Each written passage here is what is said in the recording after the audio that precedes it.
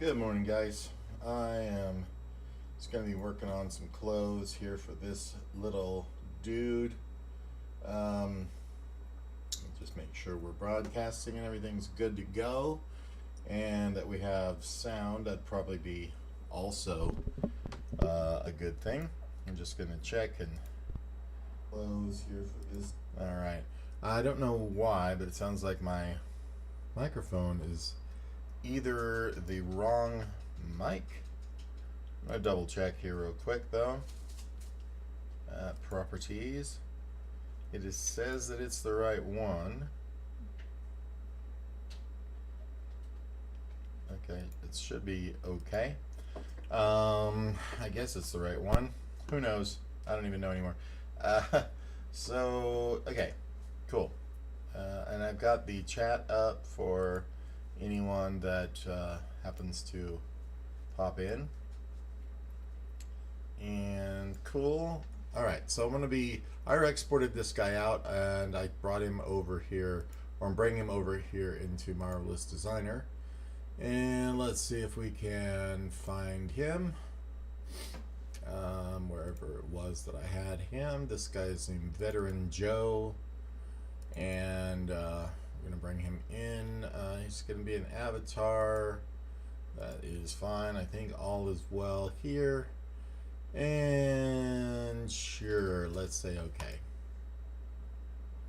So he should come in. It should be relatively decent size in this window, I'm hoping. Okay, good. I have a pretty full hard drive in my C drive at the moment, so hopefully we won't get any crashes or anything like that going on. But you never know, so that's just kind of a warning there. I just want to make sure in here that I've got stuff kind of set correctly. I don't know what I want to stick in this upper window. A lot of the time I'll put the UV editor up here. That's fine, not a big deal. Okay, so first things first, we're going to get going on some clothes. I have, let me find my image here. I've got this image here. And so obviously it's going to have a sweater, some cargo pants. I'm going to put the shoes, probably doing those in ZBrush. And a hat, which may or may not be done in here. But first things first, let's just get him some pants. They're relatively easy to do. These are just cargo pants. Got a little side corner pocket, the little thingy here. Pockets right here on the thighs, and then a little crumpled bottom. We need to put the seams as well. So let's figure out what's going here first. I'm just going to make a polygon here. And this is how I always start my pants. Is probably around here. We'll do this. I'm going to make a curve where that part is, so have no fear. These are going to be a little bit long so that they will crumple. And I'm going to make these at an angle. A lot of times I won't make them at an angle. And they might have a little bit of a curve there to them. And then it'll build my polygon, and I can come in here and then of course edit the curvature of stuff. I'm going to just smooth this curve here, the way it's nice and smooth. Then we're going to edit curvature of this part that I had mentioned we were going to wind up doing that too. I think that's okay. I probably should straighten up that bottom. And it seemed to be the thing to do, and now kind of wondering if I should have. Let's just go a little more like that. Maybe even this. That way we have a standard pant leg. Okay, and then I'm going to bring this piece back to kind of get it closer to the body. Yeah, if you're a seamstress or something, this is a great program to plan, build, design, and if you do stuff for what do you call it, CGI characters, it's like the best thing in the world to use for it. Alright, so we're going to make a symmetrical pattern at some point here. One thing I do want to do is cut apart my, well, where's my lines here? I'm going to cut apart this and create a offset internal line here. And I'm going to make like a belt width kind of area here. And then I'm going to separate it at that line. And then that'll be a separate piece, but it'll stay sewed. And then here I'm going to do the same thing, but less of a of a thing. And we could even do seams, but I'm going to worry about those later because they'll be really kind of junky once we get around to that. I also want to take these pieces here. Oh, I need to cut this one as well. Sorry, let's go ahead and sew this piece. Cool. And then wonder if I should have waited. Yeah, I'm gonna undo that real quick because I need to mirror this and I just kind of want to do it all at the same time.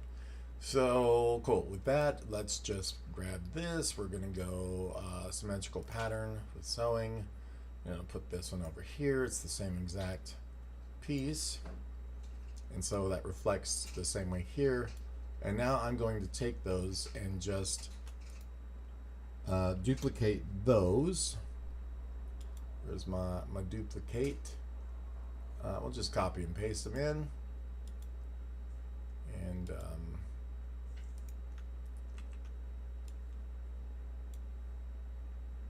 something like that. I'm going to move them back, try to align these.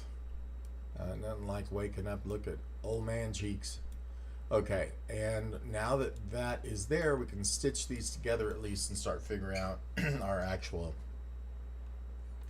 pants here. These top ones I'm going to pull to the sides for now, and we're just going to sew them together over here in this view. So let's go with our segment sewing. That's the easiest, simplest sewing to do. Just going to go from here to here, and here to here, and of course here to here, or here to here at least. Let's click. Come on now. There we go. And we're good. That does the other side outside as well. And we can just do this inside as one piece. Then of course we have to stitch across the front and across the back. And our thing is good. Alright, and then we're going to simulate and see if they fit at all yet.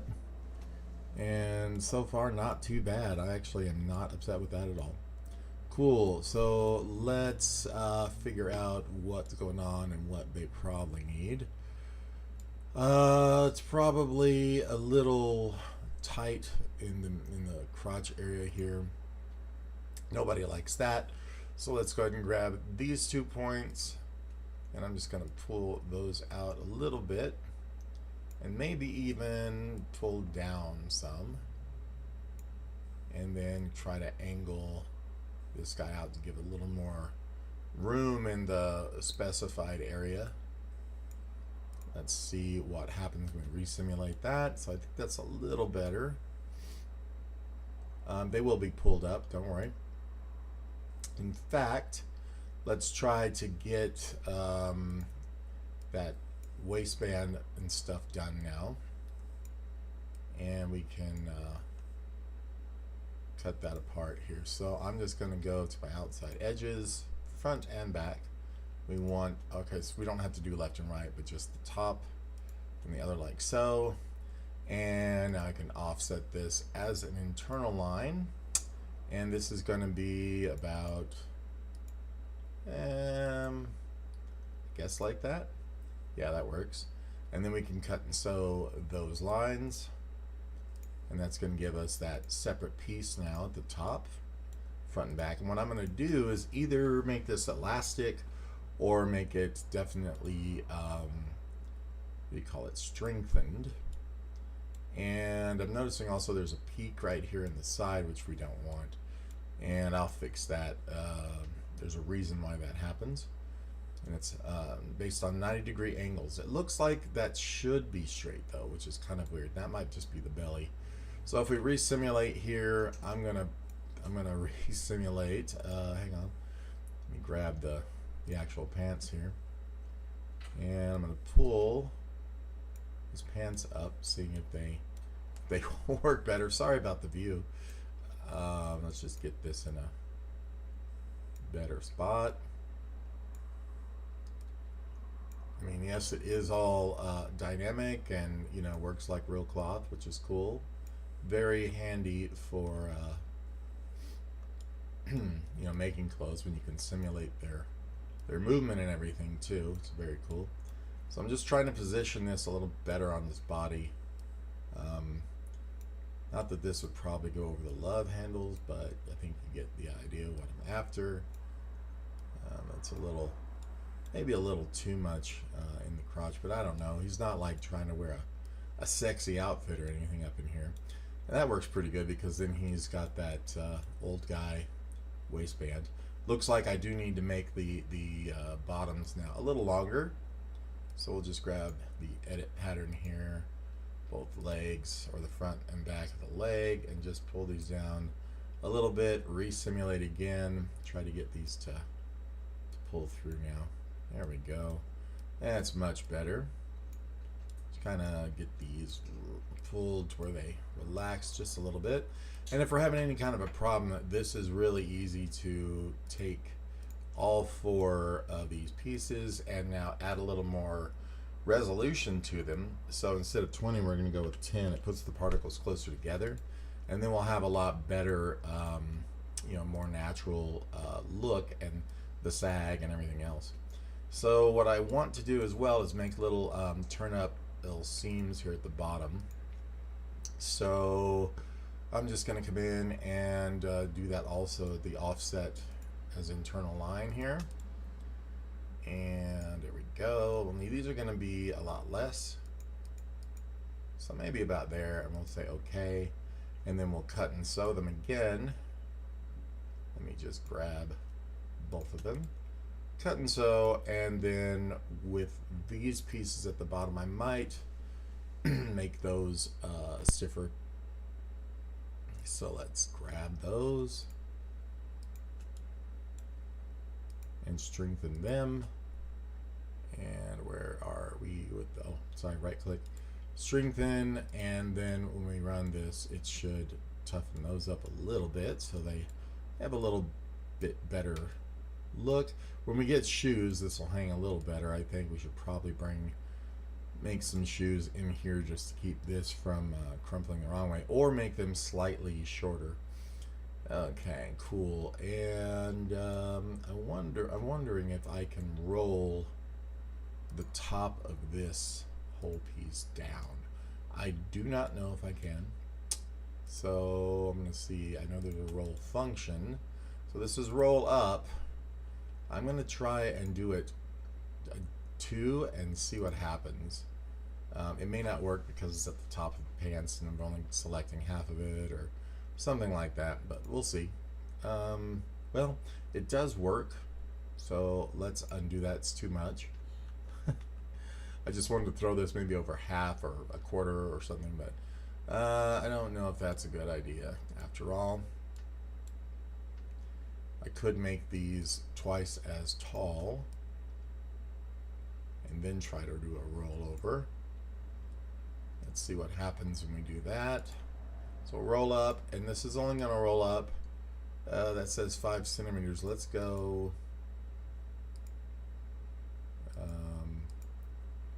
1, and we're going to roll it twice. I'm going to say apply. Okay, so I see. So the distance is too much. We'll try it there. We'll try it again and try it there. It just didn't have enough room to roll that many times. So let's kind of take a look now. Close, and let's do that, and rip. It just rolled back up. So yeah, probably not a great idea. Let's go ahead and move these back down to about 5-ish, somewhere in there, and re-simulate. I think that's fine for the moment. I can double these up. Obviously they'll be sculpted in ZBrush as well. Just trying to make sure we get a decent fit kind of through here. The crotch might be a little long. So that was my Native American name before I became Sean, is Long Crotch. Okay, let's get that, just the points. Pull these up. I keep selecting the line for some reason, so just the points. Pull that up, there we go. And it should be okay. If we want a little more round, we can always shorten that guy. And then we simulate. And it'll pull up a little tighter. I think that's better. We don't want him all sexy though. Got to remember that. So in the back here, I'm thinking about giving him a little more room just in the back. Kind of like this. Let's see if that helps him. To where he's not so, you know, tight there. Let me try that a little more. I think that's okay. It's got more of that slackish kind of look to it. We are going to get a little bundle up here though. We got to be careful about that. So, oops, let's make a happy medium here. Maybe something along these lines. It might pucker, but I think that looks pretty good. Let's just go with that. If I did make these stiffer, I think the legs also might crumple a little larger, which is something I might be interested in doing. So let's find out. Strengthen. So those are larger crumples, but they almost look like they're plastic, which I don't care for. So let's undo that. And I might just have to use a denser fabric on these, which would be the real way to go. And that's just a matter of coming over into our fabric setup here. Just find something like, I don't know, what's thicker. I don't really want to go denim probably, but hey, we could, you know. There's fleece. These are all pretty thin. I'm just going to try this wool just to see. Then we can go over here into our fabric browser that we've whatever has selected. And we can just throw this on whatever, and you can automatically see it's heavier. You can see that it's also a little stiffer in general. Don't know if that's what we want. I do have denim as well I could replace that with. That may work better. The color doesn't matter though. Just remember, the color does not matter. So I think that looks okay. The wool I'm going to save for the, what you call it. Let me see if I can change the color of this real quick. I don't like the fact that you just can't jump in here and change that color. Might be able to within the actual fabric. Nope, it's the same. Oh, here we go. Texture. We can kill that texture if we want to. I think I might do exactly that. Let's see if we're allowed. Right here. Bam. Okay, good. Because that way we have the weight and properties, but none of the color. And the wool, you know, you can change as well. Where's my texture for the wool? Just gonna knock that one off too. We haven't used it yet, that's why it's not really showing up, but that one will wind up being a darker color. Not horribly dark, but just a little something, you know, maybe kind of a cream color thing. Maybe like that. Which will eventually be that, and then these guys are going to be more like a khaki. It doesn't matter because all this is going to change, you know, when it gets down to it. So something a little more drab here. We can also do the same on these. It's a matter of selecting them. all 4 of these pieces, or 8 of these pieces I should say, or 6, whatever they are. Yeah, I think it's 6. And then we can just drop this on there too. So cool. This is orange because they are, what do you call it, stiffened.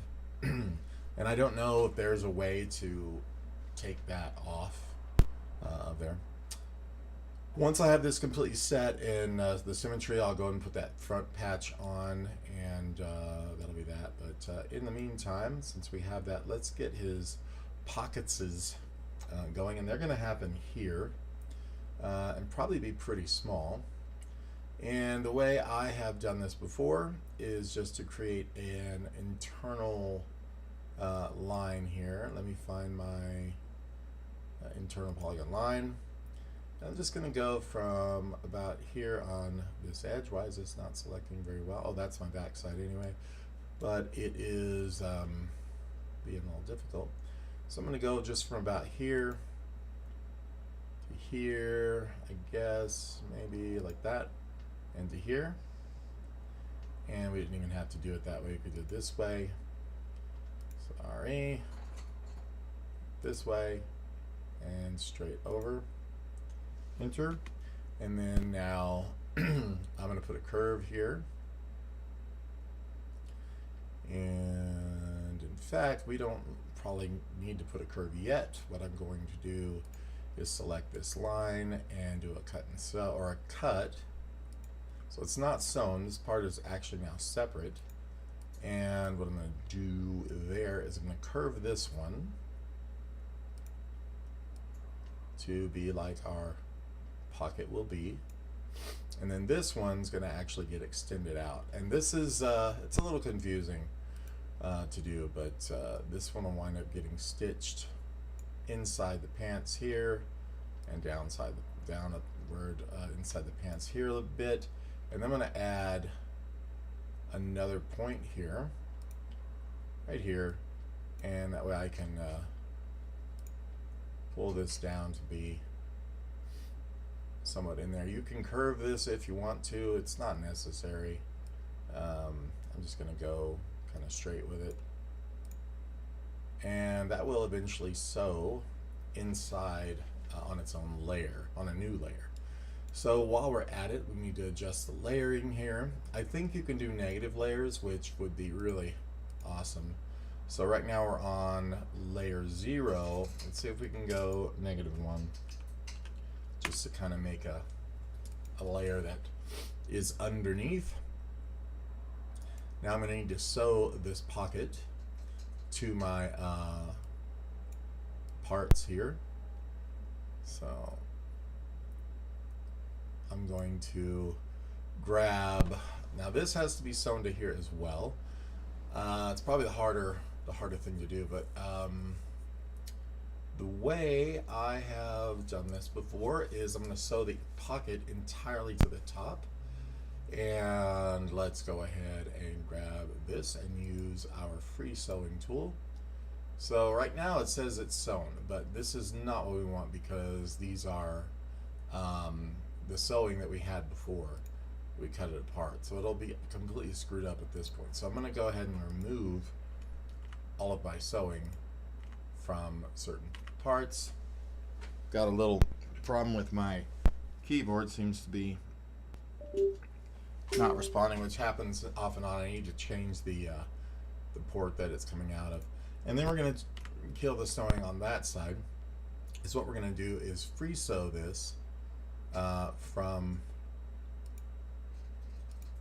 this edge here, from here to here.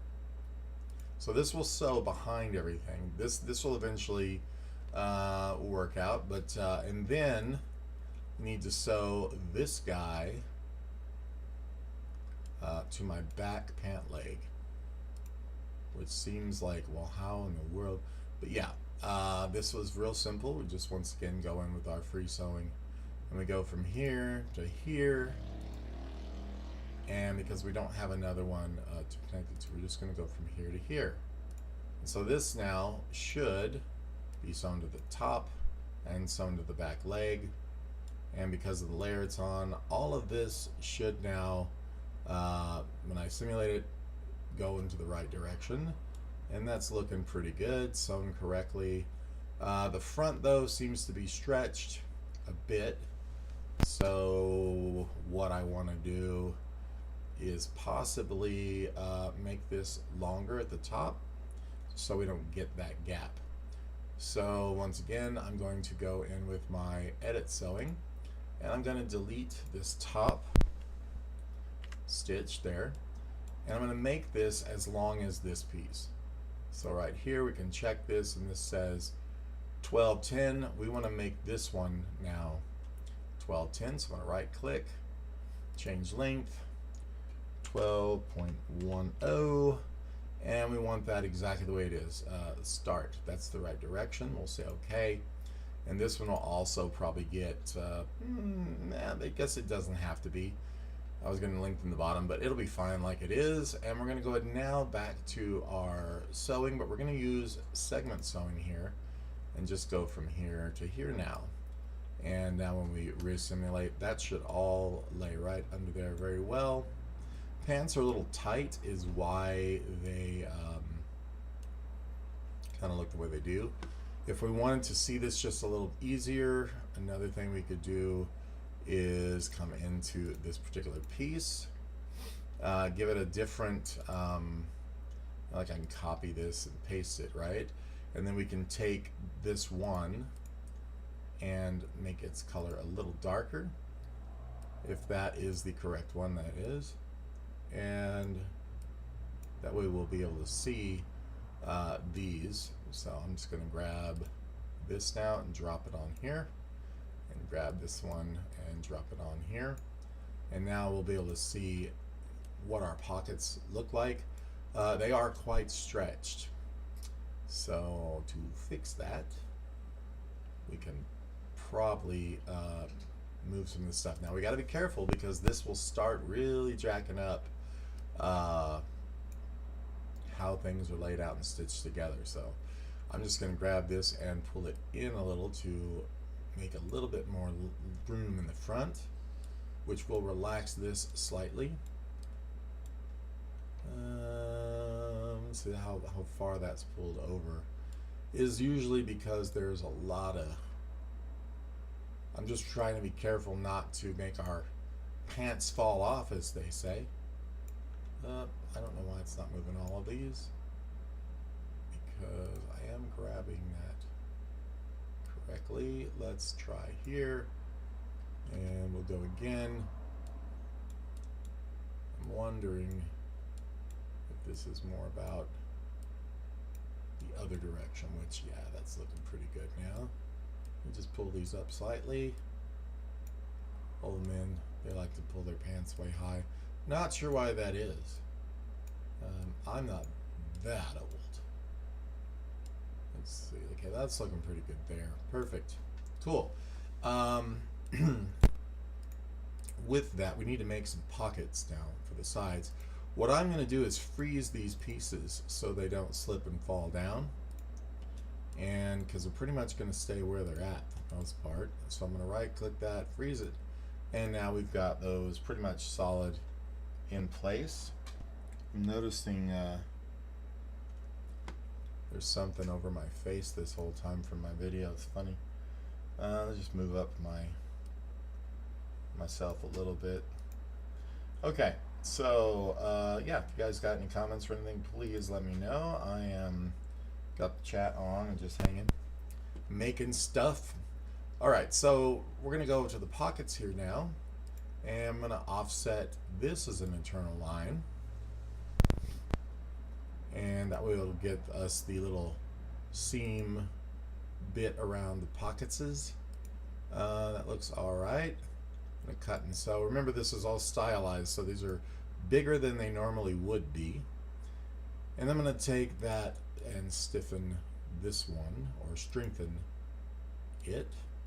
It is frozen at the moment though, so we have to unfreeze that. And then, I guess I unfroze the wrong one. And then we can have that, and we can test that out and refreeze it. Yeah, I'm just gonna go ahead and do all three of those. And then let's do the same here. We can just unfreeze. They don't have to be strengthened if they hold their shape well, because obviously this is going to be a solid object once it's exported anyway. But just see it kind of a natural hang on that, you know, to ensure there is one. I do like to go ahead and do that. So, okay, there we go. Just select all these and refreeze them. That way they stay in place no matter what I do. Cool. So now we will need to put this little guy, but before we need to make his little pockets. I don't know if you remember what he looks like, but we need to make these little cargo pockets, and they look like they are pretty square. They fold over. They probably have a little seam right at the corners there, and then they lay flat at the top. So more than likely they might even taper a little towards the top, I'm not sure. But let's try to make them just the same. Whoops, that's the wrong one. Let's go back to Marvelous Designer. And I'm gonna organize my pieces here just a little bit so I can see what the heck I'm doing. There we go. You can kind of see how that's fitting together. So all is well. I'm gonna figure out where these go now. I'm just gonna create a rectangle, because overall that's what these are. Let me cancel that and do these somewhere in here. They don't have to be huge.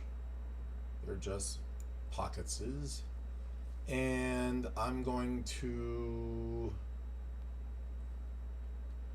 measure and stuff as to where these are going to fit. I think I'm going to put them just on the front of the leg instead of completely to the side.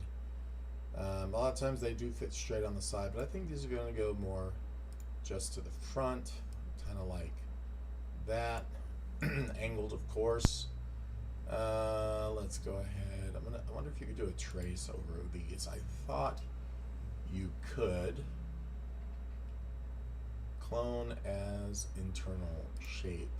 So I'm going to rotate this to where I have this in a position that is at least close to what we're going to want. I'm going to clone this as internal shape now. Nope. I'm going to clone this over the other. So I need to make a copy, but I just want to copy the internal line. So let me see here. Offset as internal line, offset, pattern outline, layer, clone over.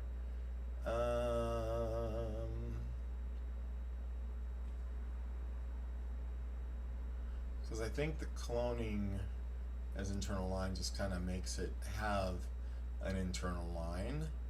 But if I put that, you can't put it back to 0, can you?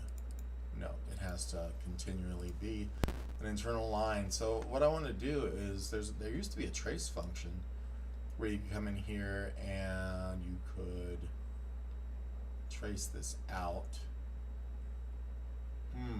Let me try it here. I can just put an internal rectangle as well, and you see here. I'll just do this, and then I'll change the size of my measurements here. So this line, I mean, all this is going to move. This one is a 802, so we'll make this one as well 8.02. And the bottom 8.02. Make sure this goes to the end and not the start. 8.02. Say OK. And then the length or the height here is 1044, so this needs to be changed as well. 1044, and then this one, making sure we have the start and stop correctly. Right now it's going to end. Perfect. There we go. So now this is going to be in our internal line. meaning that this is going to be where the pocket is going to be sewn. So I'm going to move this up. I'm going to decide, maybe right about there. We're going to go ahead and rotate this like that, get closer, and now whatever I do with this is going to wind up sewn to those lines. And I think what I want to do is probably give this a little edge that goes around the outside, so like a buffalo gal. Okay, so this will be this, and I'm going to go offset as pattern outline, and we're just going to go about maybe 1. Let's go with 1. That works perfectly. You know what, let's do all 3 of these, and we'll give it our little mitered corners already. So offset as pattern outline, and as far as I know, I want these so that we have that split. I'm going to say OK, and now the tops don't need it, but these did, so I'm going to go ahead and delete these points, and then now we have these that can be stitched together, which I will do now before we do anything else. So little segment sewing. Man, it is so loud outside. It's like motorcycles everywhere or something. So these will be sewn together. I have to go out there and tell that kid, hey, you mind? And those will be sewn together there. Not that I want to, you know, ruin someone's day, but crying out loud. Okay, I'm going to twist this around. And what I want to do is put folds. And to do that, I'm going to have to create an internal polygon line from here to here, and from here to here, but we don't cut and sew these. And I want to go in here too.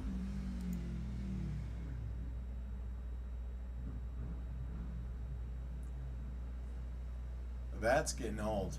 I'm going to go here, and I want to say extend to the pattern outline and add a point. So that will kind of satisfy where we need to go. This one though is wrong, so let's undo that real quick. I am noticing that that is not at a good angle. If it goes back by again, might have to say something.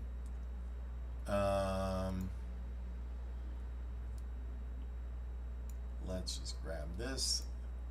Don't want to move everything. I just want to move the point. I make a good point.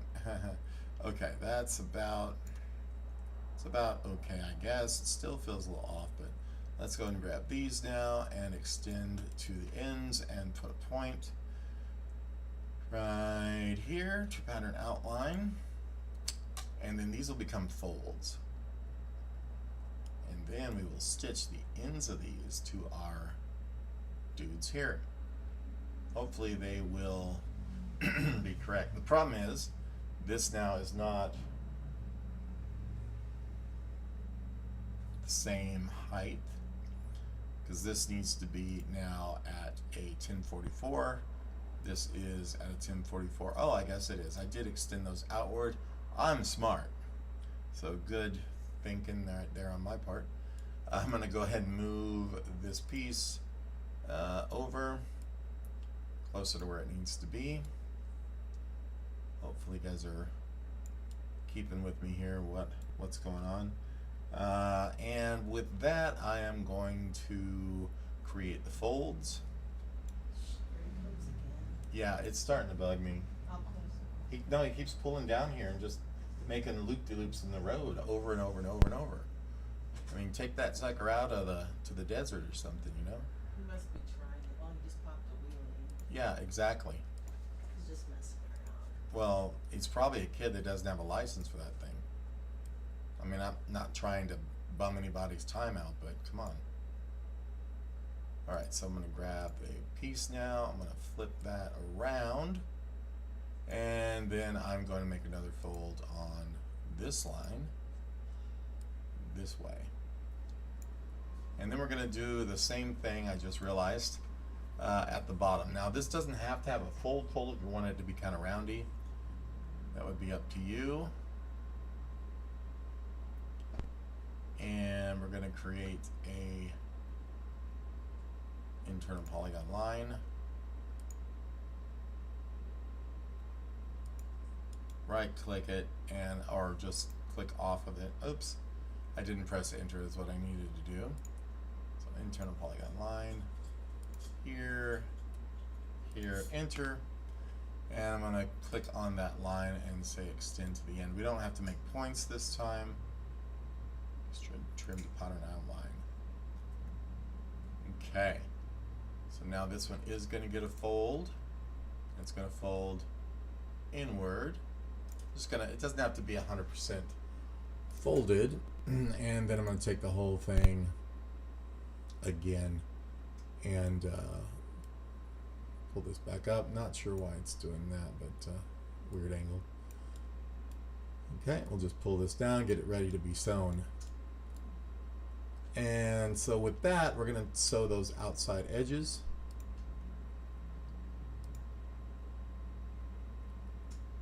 To their specific segments.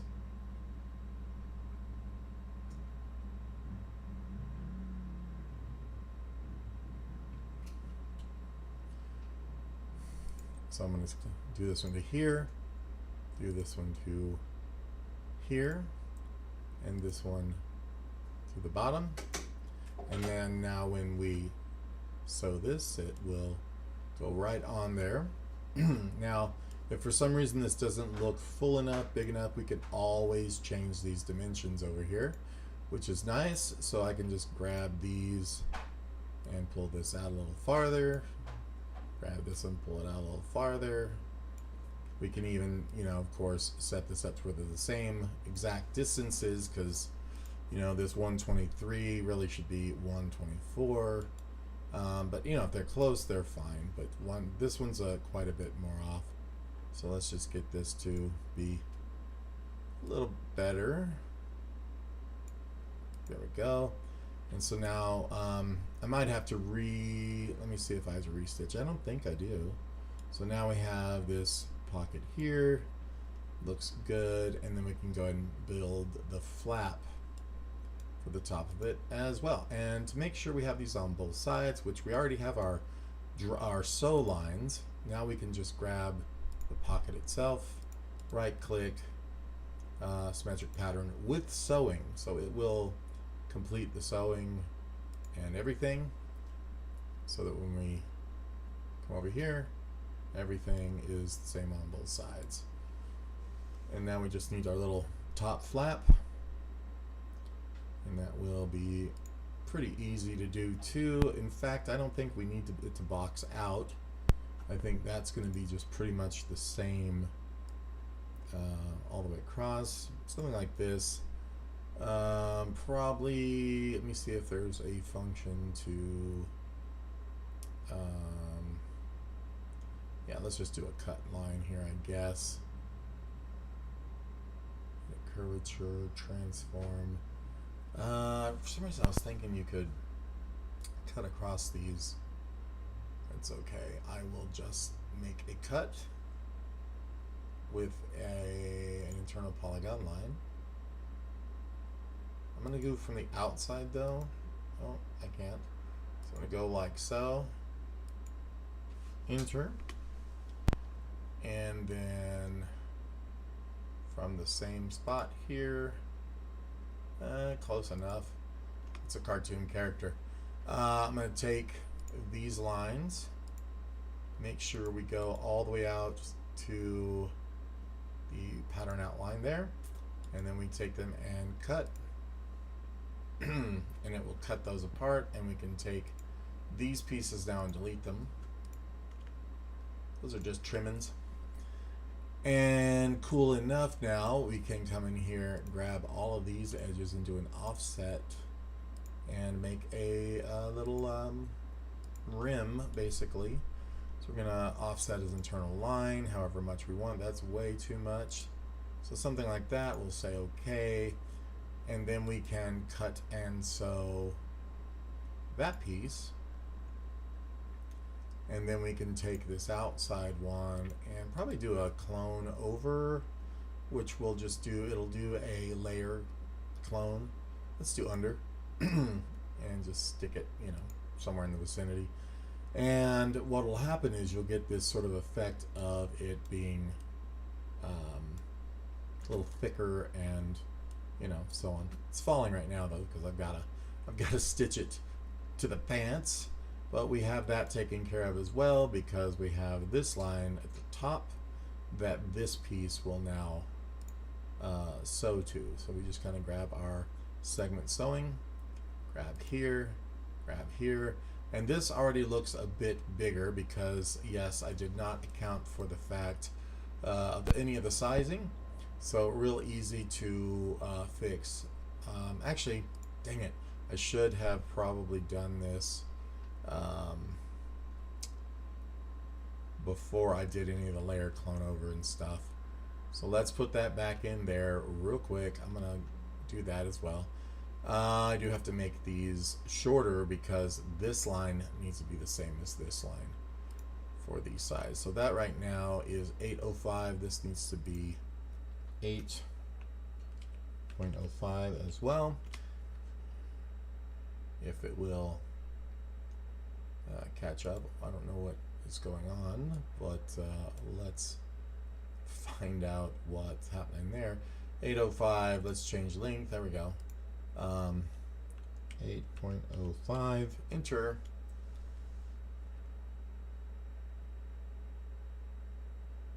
Okay, and then this one should be quite a bit in from that, so let's go and let's do 6.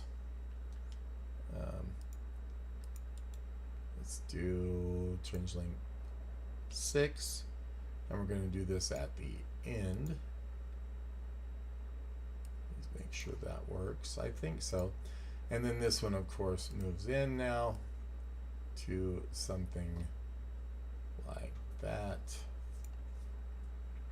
Close enough, I say. Okay, so now we can stitch and do all the cool stuff. I'm going to once again grab all my outside lines. Going to offset those as an internal line. Perfect, we say okay. Now that can be cut and sewn like so. And now we can do our clone overs. So we'll just do layer clone under. Why not? The difference, I don't know. One goes under. And then we're going to sew this line here. Stitch that one with segment sewing to this guy right here. And let's find out how well this works. Zip, it should go flying over there, and it's not. Cool. Okay, for some reason it didn't sew. I'm gonna wait for it now. There we go. Aha, now we got it. So it's gonna zip up there, and we've got to also now give this a layer order, a layer number, because right now all these are on, I think, all layer 0, which is not what we want at all. I'm also gonna organize these because that is just kind of a little pathetic on my part to have that like that. So I'm gonna put these here. This one can kind of be here for now, and just kind of get these a little more laid out. I can even stick that one in there, that's fine.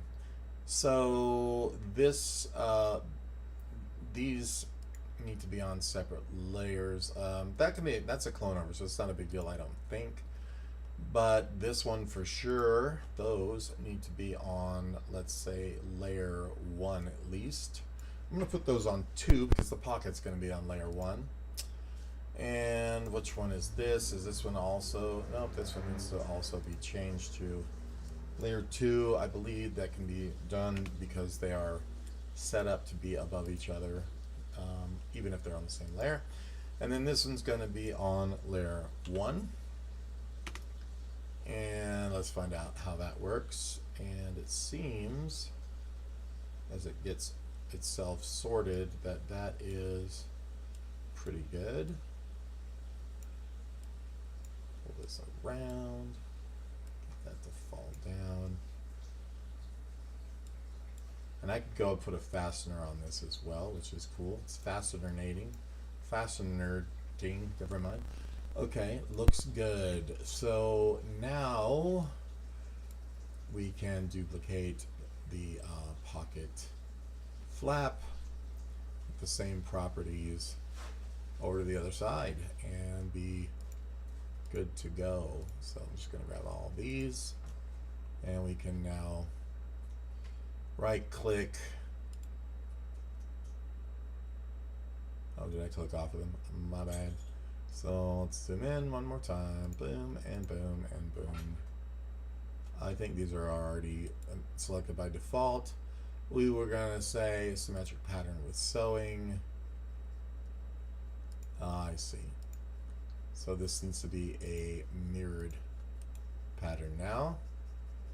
So we are going to go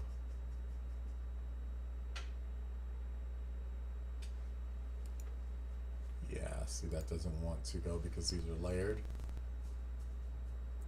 But I could take the layered one off and then now take these guys and do the symmetric pattern and then go back and layer them. So boom, now we can do it. I'll just stick this one here for now, and then we can go and do the layer clone over after the fact, or under, whichever you want. We'll do the same thing to this one. That way we don't have to mess with it at all. And layer clone under here too. That's fine. Okay, so for the most part, let's just simulate.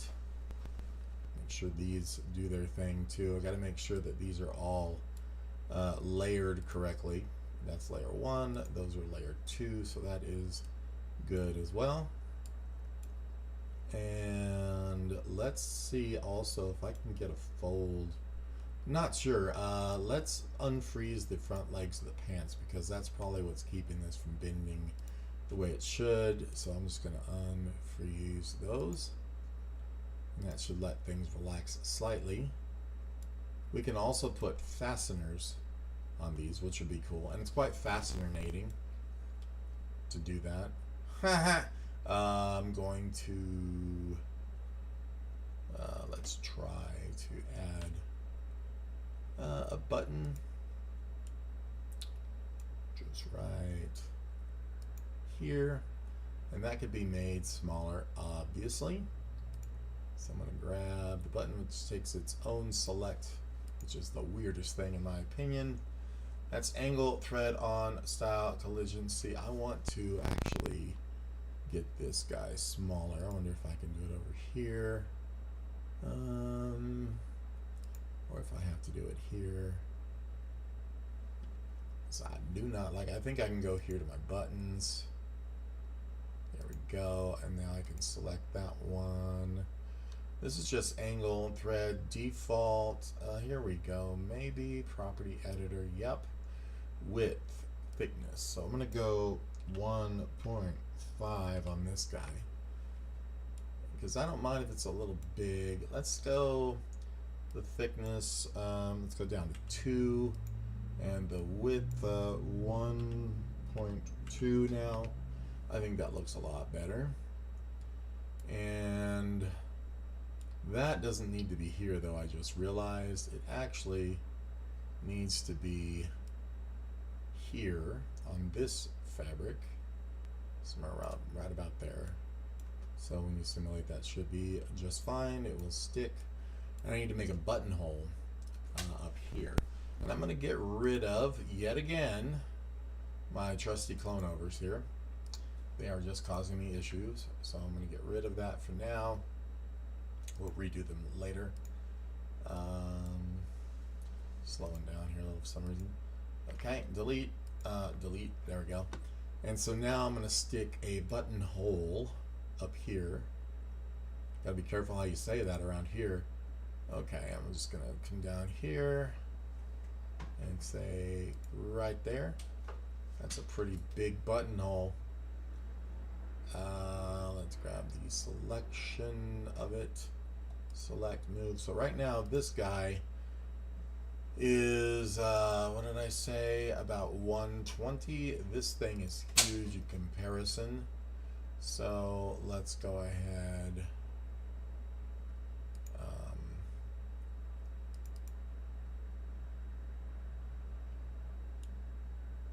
Not sure why I'm not seeing it. Because it's on this other piece. Let's go ahead and simulate to let everything come through. That obviously doesn't look right. In fact, this part I don't think is attached at all. So let's take these and fix that. For whatever reason, I deleted the wrong part. So we're going to edit our sewing here now. In fact, I want to move this out, and I'm going to re-sew this, because you can see this is just a straight piece for whatever reason. I'll have to redo this, guys, until we get our other cuff back, our other flap back. How many times talk about getting your flap back? I saw a movie where Stella got her flap back. Okay. That's pretty good there, I think, for the moment. So now what I'm going to do is make sure these are stitched to the right place. I have a feeling they're absolutely swapped. So let me see. I'm going to edit the sewing here, and you can see this one is probably stitched to that one, meaning I got to move this guy down here and this guy up here. I think I did that without even realizing it. And then I should be able to delete this one and this one, and then have these guys still together, maybe? Maybe not. Okay, weird. Okay, let's just, I'm going to get rid of my clone over completely, if I can. Interesting. Okay. Let's pull these to the side. Something's up. Like that. Like that. I'm trying to figure out what's going on here. Something ain't right, though. Those are together, I think. Yeah, see, this has a weird thing happening here. What it is ain't exactly clear. Sorry. So those are cloned together. These are cloned together. I get that. Okay. Makes sense. But are these sewn to these? So let's find out. Where are... I gotta find out which one goes with which one. Let's see if these now are together. And they are. Okay. That's all I wanted to do. What a pain. Okay. If you're watching, say hello. I like that. So I'm just gonna let these continue trying to settle a bit. Not sure why that one's kind of popping through, because that is on layer 1. These are on layer 2. It's probably just the resolution of the fabric. And let me see. I'm going to now add that buttonhole back to about somewhere right about there. Right now you can see it's pretty big, so let's go ahead and make that smaller. I'm going to select that. I don't want to add, I just want to make a selection. And it says, so that's not a default button. I want the actual buttonhole. I guess you can right click and change length. Maybe not. Okay, so where do I get my buttonhole information? Angle, offset, bind position. See, it's these numbers right here I want to change. This 230.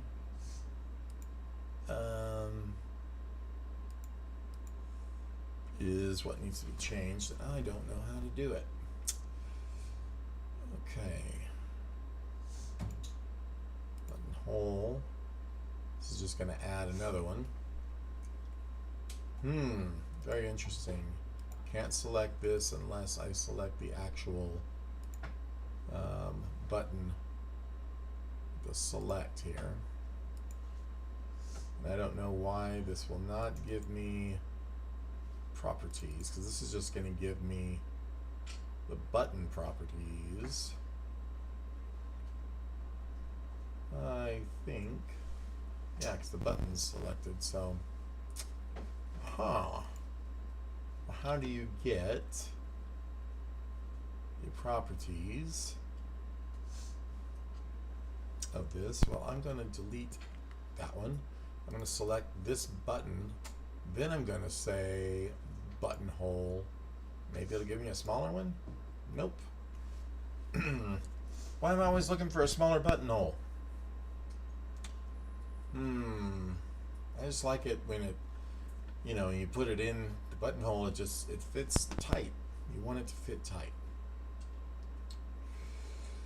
Okay, so I've selected this. I've done everything. How do I get any kind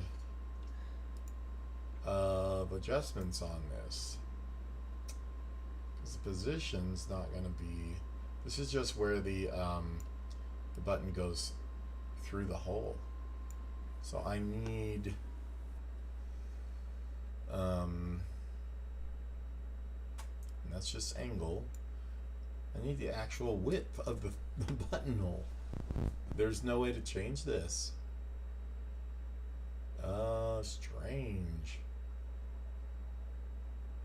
Why would that be the case? Well, what I could do is create another button. Let's just duplicate this one. Copy. Paste. I'm going to stick it here. It's the same button, and I'm going to right click it, and I know you can change it to a buttonhole, and it's still too big. Ugh, you're killing me. You're killing me. There's got to be a way to do this, because I've done it. I just don't know why it's not working now. I'm trying to just click with combinations of keys, not doing anything. There's got to be a width on this. I really don't know. Buttonhole, that's what we're on. Yeah, that'd be you. And then this just does let's go to buttonhole up here, click that, and I'll bet you nope. Oh Lord, this is just supposed to be property editor, wherever it is. There we go. And now when we click on said buttonhole, the width, this is what we want. Wow, that only took forever. This now is what? This one is, this button is, Lord, 120. So my buttonhole, I don't want no wide buttonhole, is now 230. So I'm going to go around to 120 as well. Why was that so hard? Not 120, 1.2. Why was that so difficult? Okay, so I need to get that probably aligned a little better now. Pull that more over to center on the button. And then you can come in here, amazingly enough, and you can fasten that button by going boop, boop, and simulating. And it's fastened. Isn't that fascinating? Okay, let's not be silly. And I'm gonna click on now the fabric here. I don't know what just happened to my display. What is going on? I got button select locked, that's why. So select move, unlock. Why is this lock on here? I don't even know how to do that. The fastening has got to be where it's at.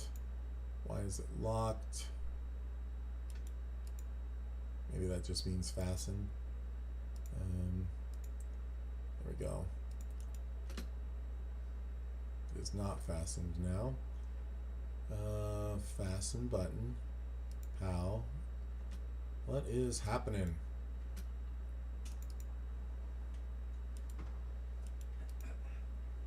Okay. This goes to this. That should be all you need to do. There we go. That's all I was trying to do. Now I'm going to select, there we go, this piece of fabric and this one, and give these more of a 10 of their particle distance, so that when they simulate they're a little more relaxed, which looks a lot better. Might even do that with these pockets too. Just go with a 10, see what happens. Give them a little more poofy kind of a vibe happening there. Let them work their problems out, it looks like.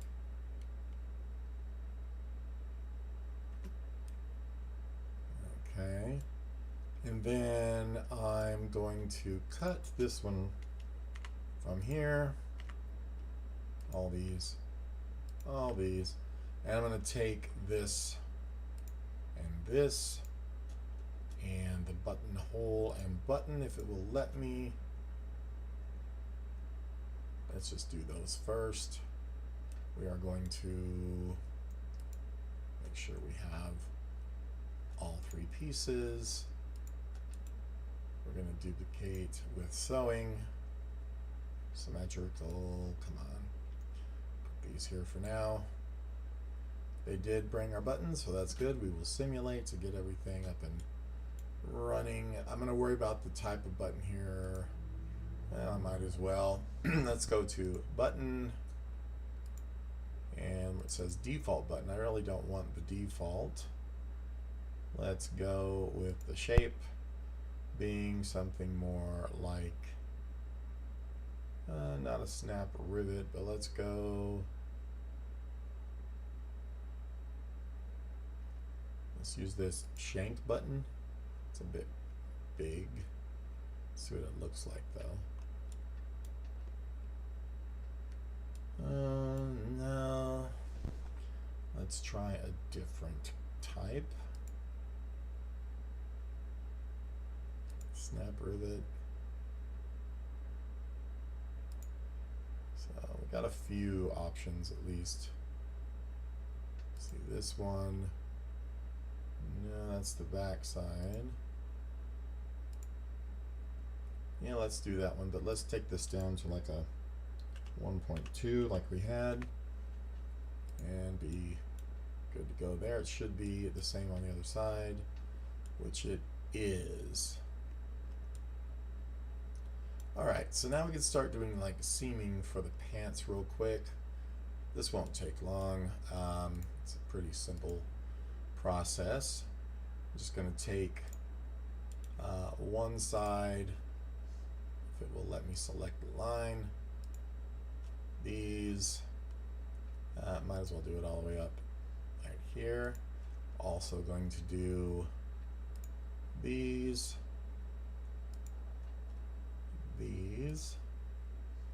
that, and this. And we're going to add a seam to those.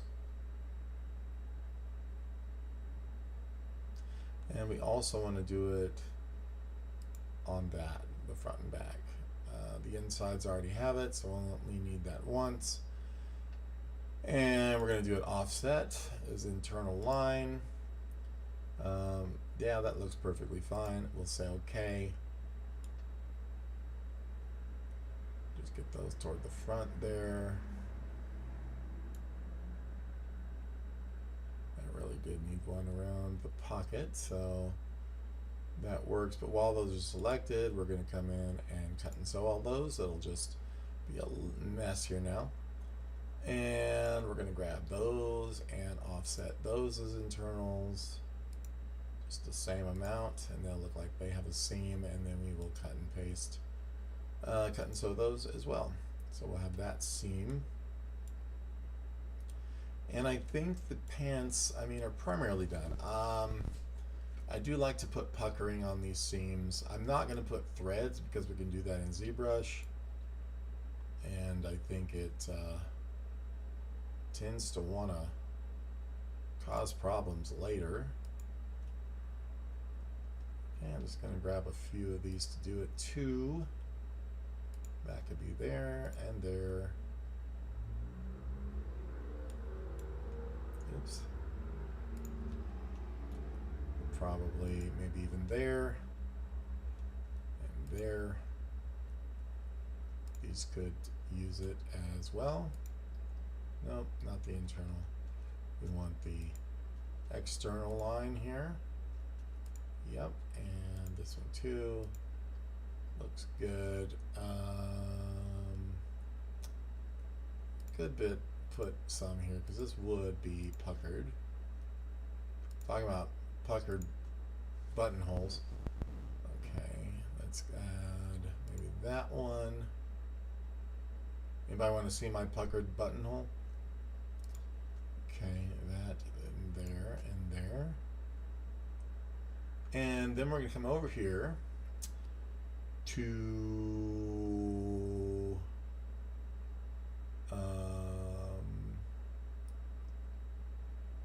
seamline puckering, I guess. Maybe that worked. If not, yeah. Okay, so we're going to go ahead and do that. Kind of take a look. I don't see the puckering. It sounds like a movie title. Heard that movie was total crap, though.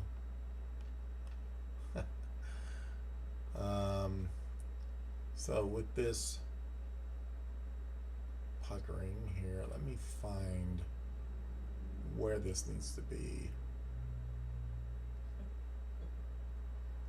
What?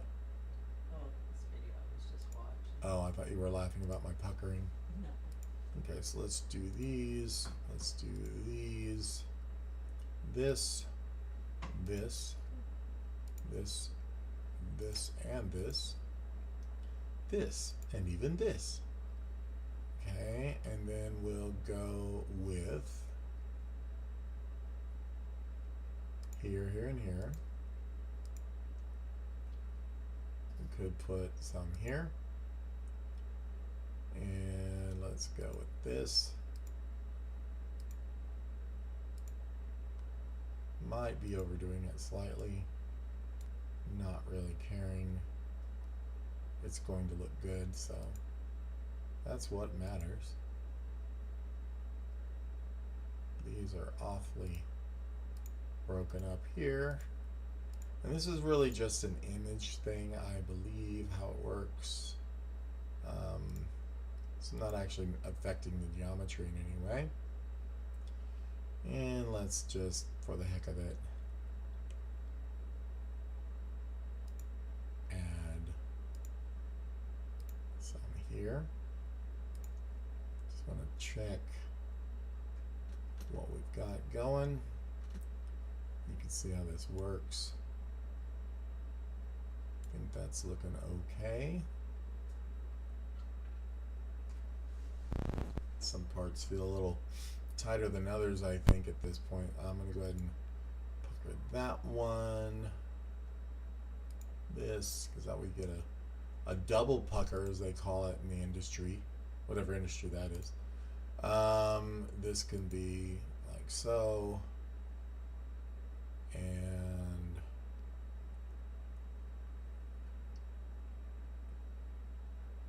let's see here. Yeah, we need this going on. That way we get the butt crack pucker. And he has no, well, yeah, his inseams are just closer to the front. That works. We could even put these as well. hurt. Actually, it looks a lot more realistic. You can throw those there too. Why not? I'm easy like Sunday morning. Okay, there and there and there and there, and even this, and even this. Here and here. And here and here. I'm a puckering master. Master pucker. Go here and here.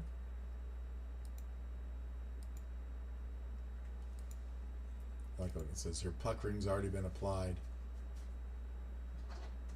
Is that so? Well, puck me. I mean, pucker. I'm all puckered out now. Okay, so maybe that one too. And make sure that's all good. Cool. All right, so we got puckered pants. And I'm probably going to do these little corners while I'm at it, because they'll have a little bit of interesting stuff going on there now. And I think the pants are pretty well done. So let's go ahead and a little bit of simulation. I'm going to grab all of them though. Now though, that scared me. I'm going to grab all of them now though and freeze all of it. Okay, and then now we can move these somewhere else, off to the side, way over here. In fact, we can go over to our UV editor, and I can tell this to arrange these for, you know, for now. Put these all in my 0 to 1 spot here. So yeah. And then I'm going to, what do you call it, pack them. And 0 to 1, select the tile, fit, scale, rotation. Sure, why not? Apply. And it'll knock those out. Now, I don't like the fact that it is spreading these out. You get better resolution, but they also won't have a repeated pattern, so it probably is ultimately better to do it this way. So I'm just going to take those for now and move them over, because we'll do something with the others later. And now the sweater. If you guys are ready for the sweater build. So in our image, it's a pretty standard sweater. It's got ribbed cuffs around the top, bottom, and neck. That's it. So 2 pieces, one in the front and back. And then the arm is probably a 1 wrap of the seam on the inside. I'll make it in 2, and then I'll merge. And then the collar can probably be 1 piece in front and back, and same with the others. And let's just give it a go now. Let me go back to Marvelous Designer, and let's do our torso section first. I'm just going to create a polygon. I'm going to include what I think the ribbing should be for the entire front there. Also, let me fix this. So I'm going to basically make this with accounting for the actual cuffs, is what I was trying to say. This is going to include all that. I don't know how tight I want this to be, but it's going to be something like so, and like so, like so. And I'll move this stuff around a little bit to make this a little more correct. And I'm going to use the curvature tool here to pull in our arm. And the way I do this, how I guess at this, is I try to get as kind of close to a sort of 90-degree angle at this corner and this corner, so I don't get some weird peak when that happens. Also, I'm going to switch out my fabric here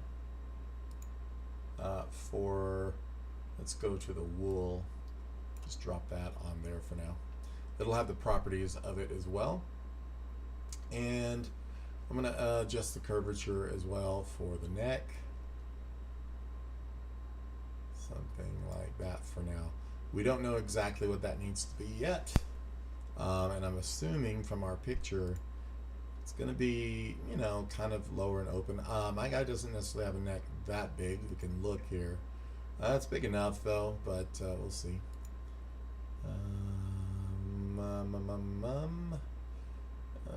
Let's just move some stuff around a little. All this gets pretty adjusted as we go. This might be too big of an armhole. We'll find out. I don't know how much I want this to flounce out, so we could add a point here to give that a little more body, you know.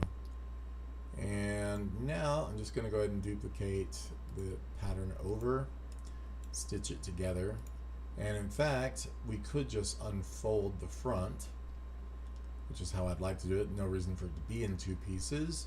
So we come over here and find, oh, we need to select a line of it, so grab that. We'll grab a line here and say unfold, and it'll pop open as one piece. And then now I'm going to need to make a second one. So I'm just going to copy and paste like this. And in this window we can shove this backwards. Backwards, as they usually say in the South. And get this better situated. That was the wrong arrow to pull. There we go. Something around there. I try to raise these up just a little bit so they have some drop time. Usually you can make them, you can adjust them to snap faster, but let's go ahead and stitch these together and see where we're at. It's probably going to be too tight, but that is fine. Let's go with segment sewing, top or that side to this side. We're going to go the top, don't do the necks. You won't be able to wear it. And so that should, okay, that's not symmetrical. We'll do this top to this top. Don't cross the streams. There we go. And then here, and if you cross, you're going to get this kind of situation. There we go. So once that's done, we can simulate, see what happens. Bam! It is not as bad as I thought it would be at this point, so that's cool. I'm going to pull this down just a little. It is a little tight, so let's work on that. It's a little short in the front.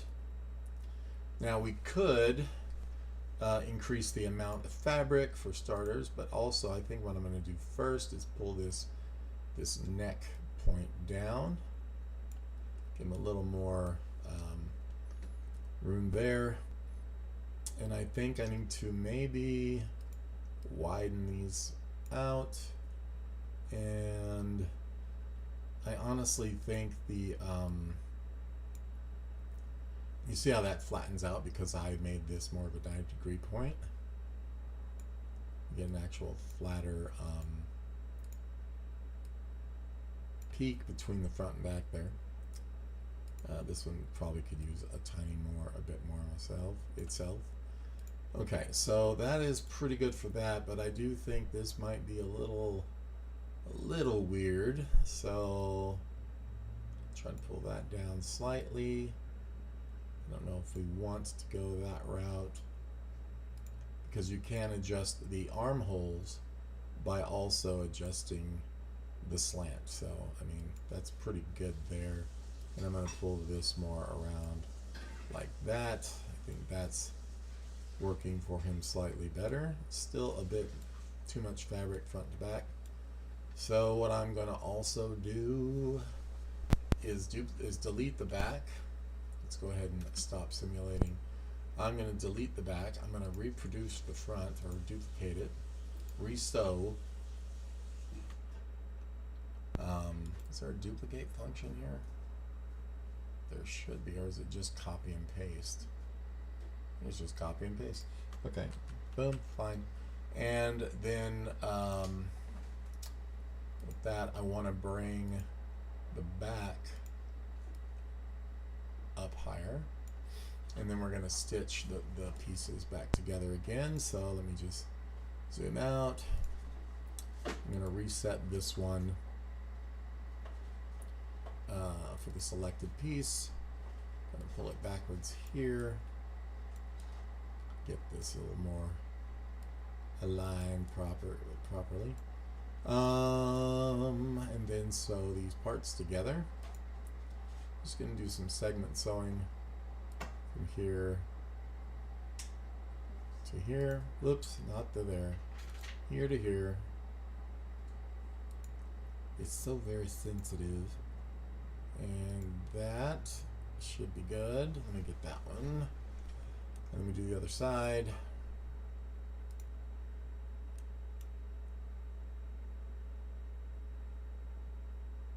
Come on, there we go. And from here to here. See what happens when we simulate now. I think it definitely looks a bit better. A bit more sweater-like. I do think it needs to be longer though. So we can fix that simply. I just taken the front, bottom, and pulling those down a little more.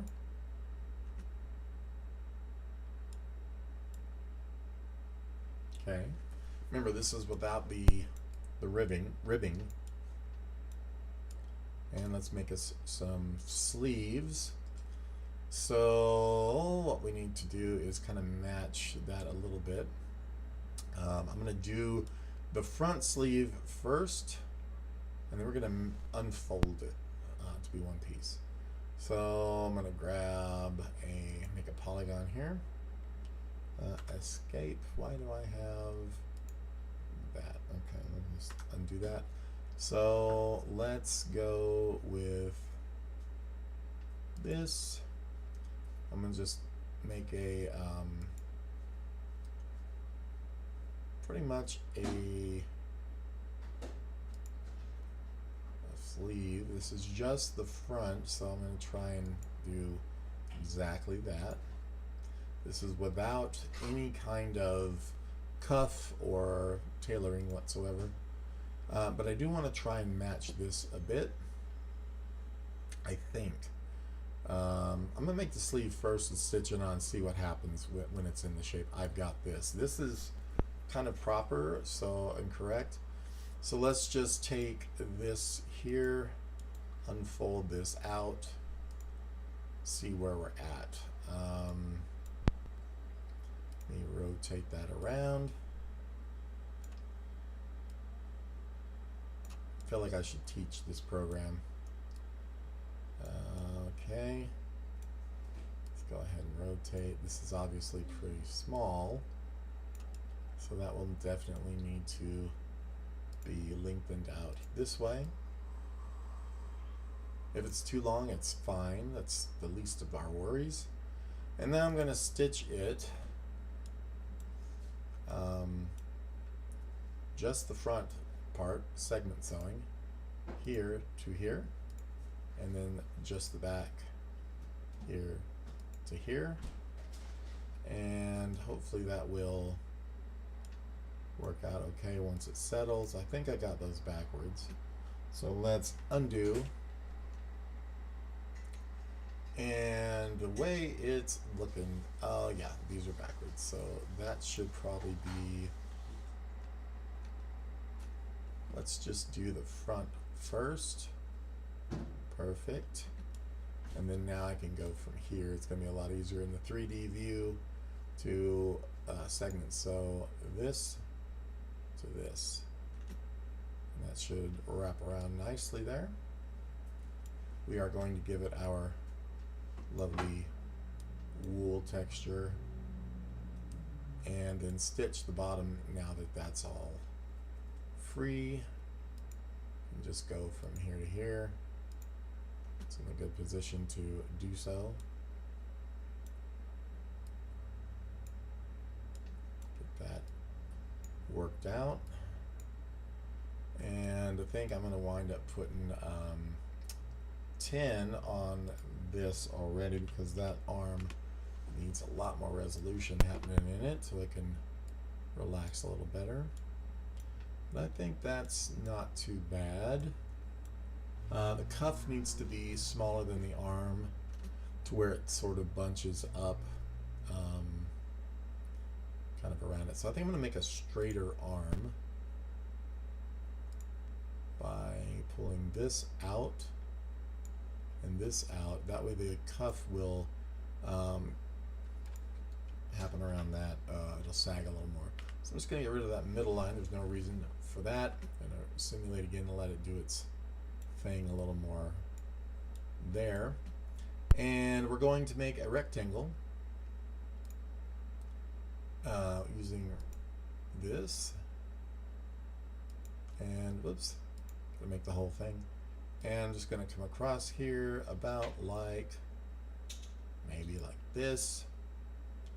We are going to, of course, give it our wool fabric, and I'm going to tell it just to sew from here to here. And then, of course, we should probably move this around, or it's not going to flip around weird, knot itself up, or do something horrible. Pull this down and let it attach.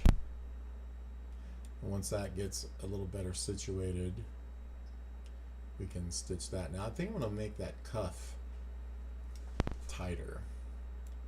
So the way you will do that is just come over here. We're going to have to redo our sewing. That's not a big deal, so I'm just going to edit my sewing and kill this bit. I'm going to make the cuff a little smaller than the rest of this. And then with segment sewing, it'll automatically take this longer piece and stitch it to that shorter piece. And then when we go, you'll see this will start to puff out like a sweatshirt. And now I'm going to sew, let's say, this guy. Oh, I have to use the one over here. Segment sewing this guy to this one. Get that all cinched up pretty good. I'm thinking maybe just a little bit tighter. Okay, so we'll just take this now, knock it down even more, maybe even make it a tiny bit less wide, because it's like a, you know, a captain sweater. Captain. And let me check the sewing, see if it's going to screw it up to do it the way I've done it. It shouldn't, because that's just still segment sewing, and it should adjust for that just fine. Okay, now let's take a look at our picture. He's got them pushed up. We can try to do the same thing by just pulling these until they let me kind of somewhere around here, and we can, if we wanted to, make them just a little bit longer, or a little bit, yeah, so they don't cinch off his circulation, right? So it just makes it easier to pull down onto the forearms a little more. Okay, like right somewhere in there. I think that's working for me. The sleeves, I think, are a little bit too long now. Looking back at our picture, they shouldn't be that that wrinkly probably. Let's go ahead and simulate and see what happens though. Yeah, it seems a little too long. So this piece, we're just going to adjust our warp or whatever it's called, weft or warp. I think the warp is what I want. So I'm going to go like 90. Let's see what happens. Let's go 60. Okay, that's making it tighter. So let's go ahead and make this 100 and this one 90. This will make it have less top to bottom. So let's go with 60 just to see if we get a little more extreme on that. Sorry, 60, not 90. That's a little too much. So let's go with 75. Meet it in the middle. I think overall that's pretty good. All right. So I'm going to take all this stuff from the left now, and we're going to flip that over. Let me just grab that all again. Right click, symmetric pattern with sewing. So it wants me to do this one at a time, which is totally fine. Let's go with symmetric pattern with sewing of the sleeve.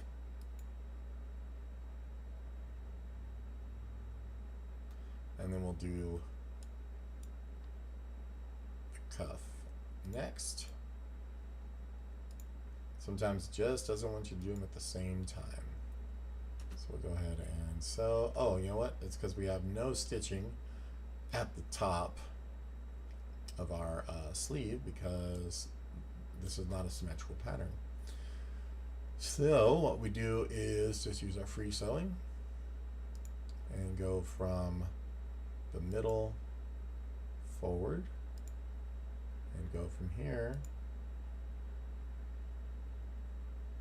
Why is that like that? I do not know.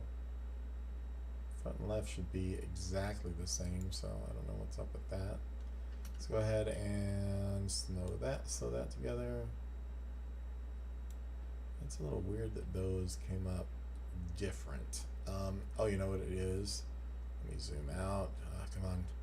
What's going on? Much controls? No, that's correct, but weird, because that one says now, we'll check the size, 1964, yeah, and this one says 15, so I'm not sure why.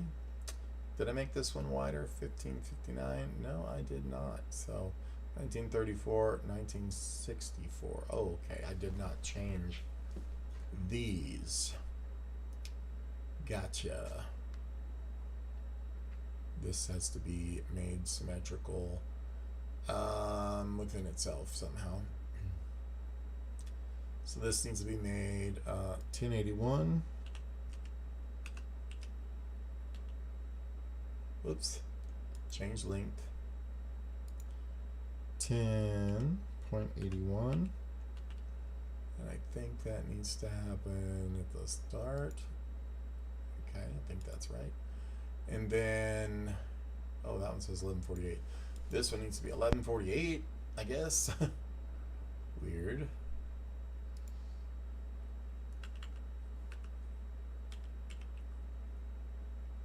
Start, okay.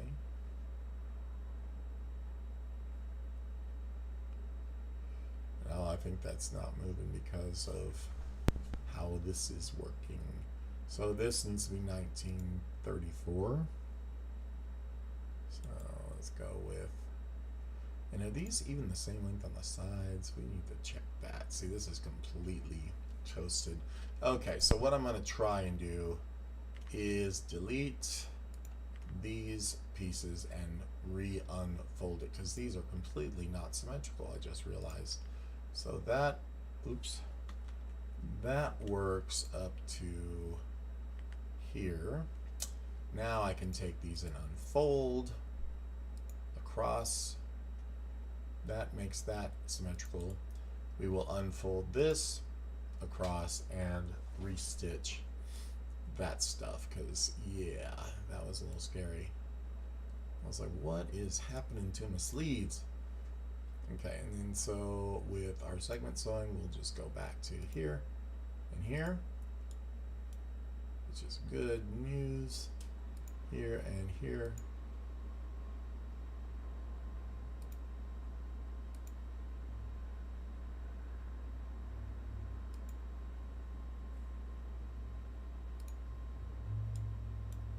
What's happening? Why aren't you clicking? There we go. And then now we can do our sleeves correctly. That was a little nerve-wracking and worrisome.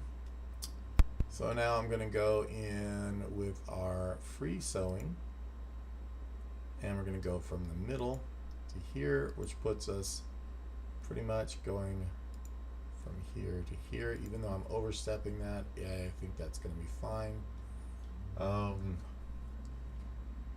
Really shouldn't be, but technically, you know, but it will work. And then from the middle here down is going to go from the top here down. You see I've got that discrepancy, but it still works. So I'm thinking that our waist could be a little bit wider without messing anything up, I hope.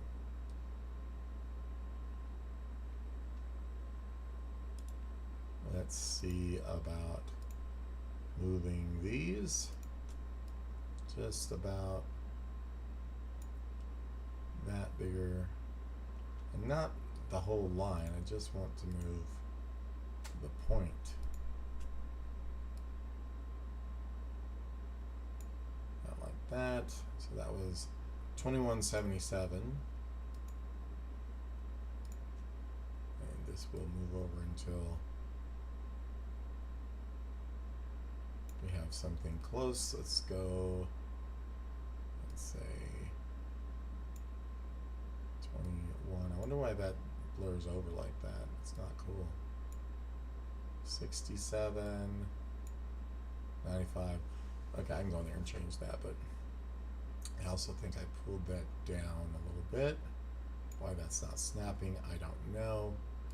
Let's go ahead and change this link to 21.77, and this one the same.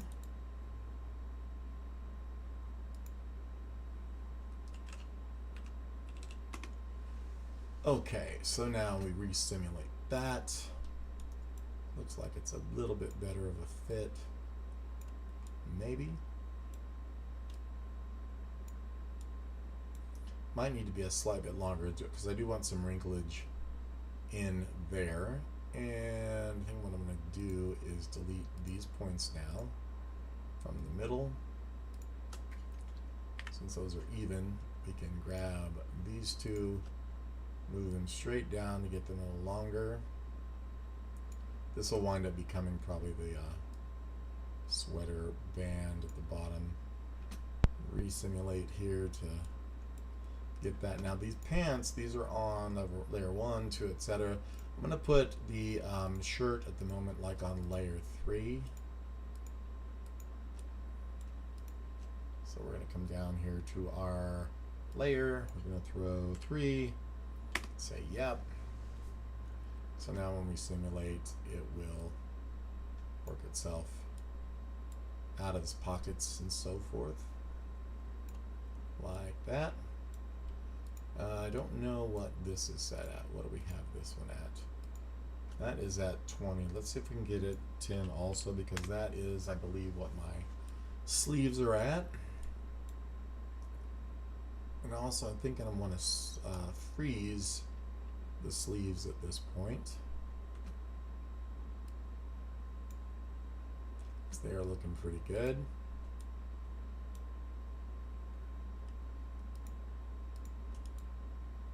Let's just freeze those, get them locked in, and then start figuring out for one the collar. But also I want to make sure we've got this bottom band, the waistband kind of area, more the way I want. And this might come out more here. It just depends. Let's go ahead and do as offset as an internal, and we're going to increase this quite a bit, at least that much. Yeah, that'll work. We're going to cut and sew that.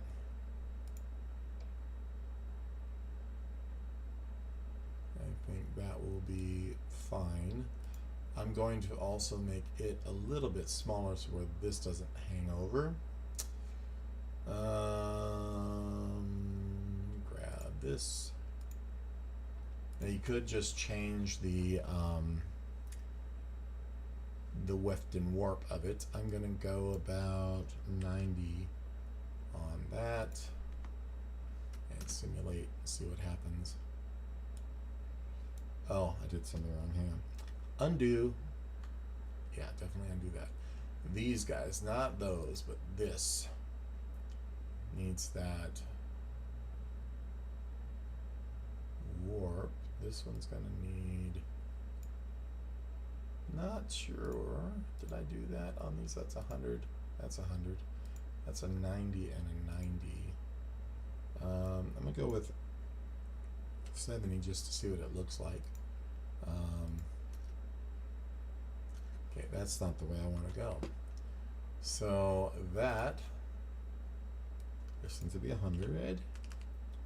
This one also needs to be 100 if we change the other one.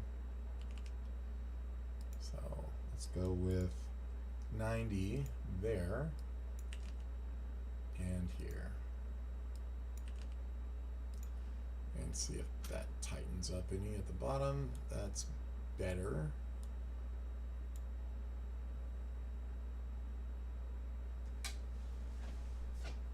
Not bad. I think I want this kind of pulled up though, to where it's a bit more waisty level. So we'll probably make these even a little more shrinkier. So let's go with 80, both of those.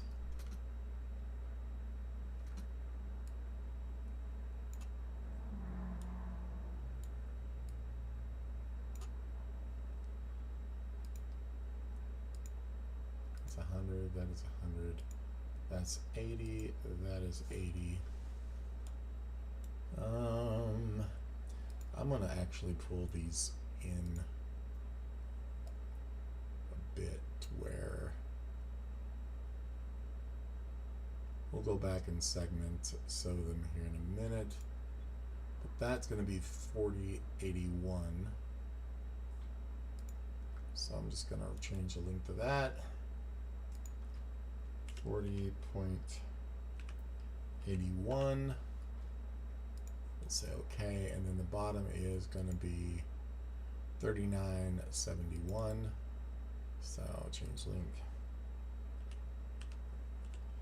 Make sure this is at the end.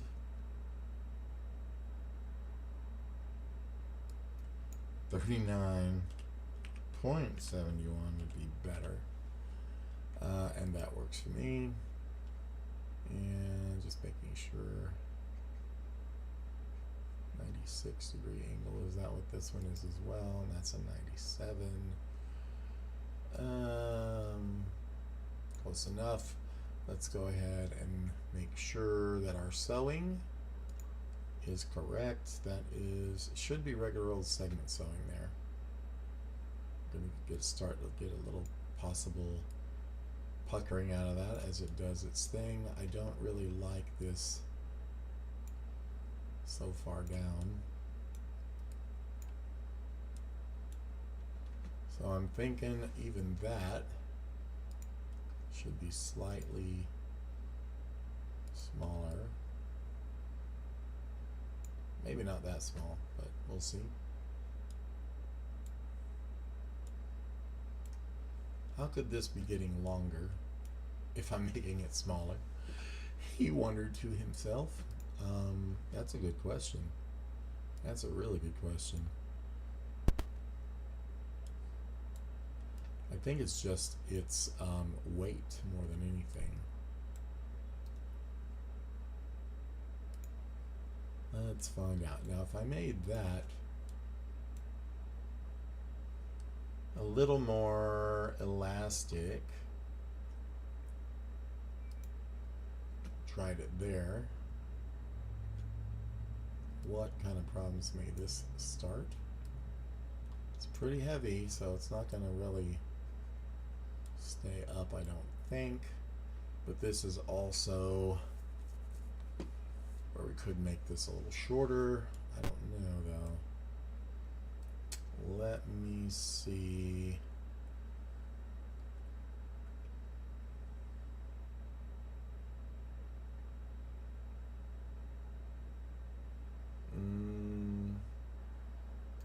So I've got, oh, I don't want that elastic. What are you doing, dude? What are you doing? Is that what I selected for elastic? Nope, I got the right ones.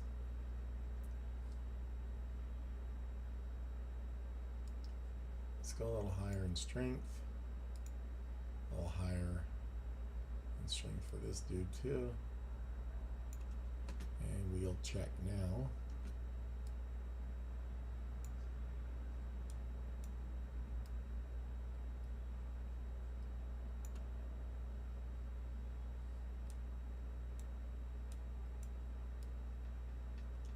It's not really about the elasticity, it's about the size or length of it, I think, at this point, because I don't like it elastic.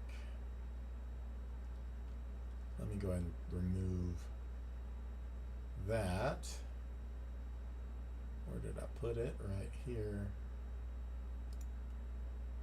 Not, and you, not. I think it should just be, honestly, be shorter.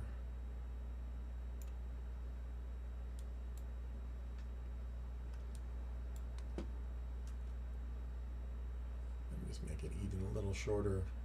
It's gonna fit tight toward the bottom, but that's kind of my point, I think. Let me grab both ends.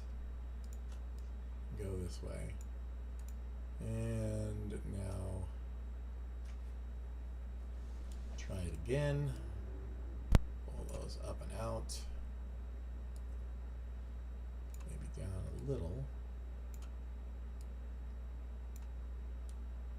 So it's going to continue to pull down.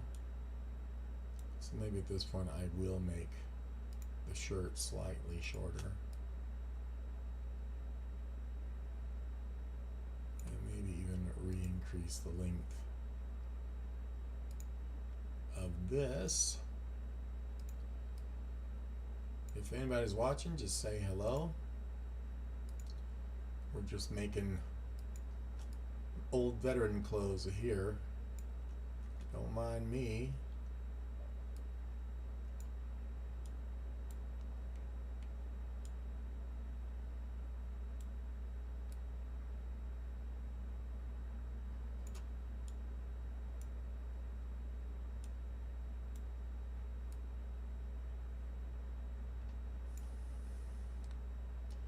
So maybe a little longer here. I just don't want it to fall down below the butt. But why?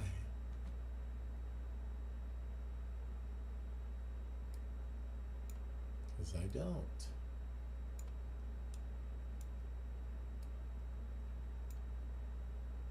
So maybe a little longer than that now. Now that I've got up and over.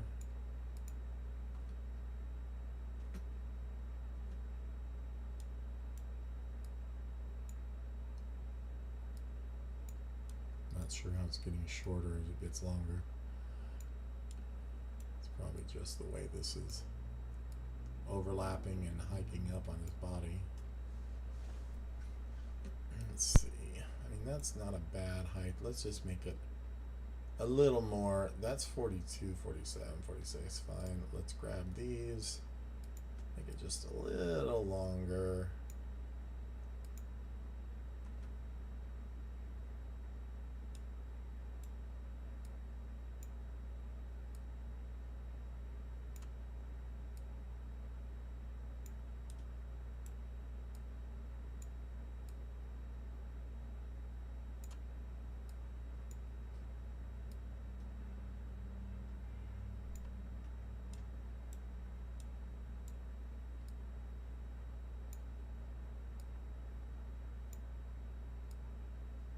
Trying to get this in a position that seems a little more correct without it snapping over that butt line there. So I'm trying to make these a little longer.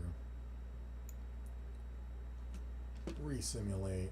I'm gonna try and pull these back down here now. Just don't want it falling down back here. And then it's going to want it covering up all of our pockets and such, which I don't want it to do either.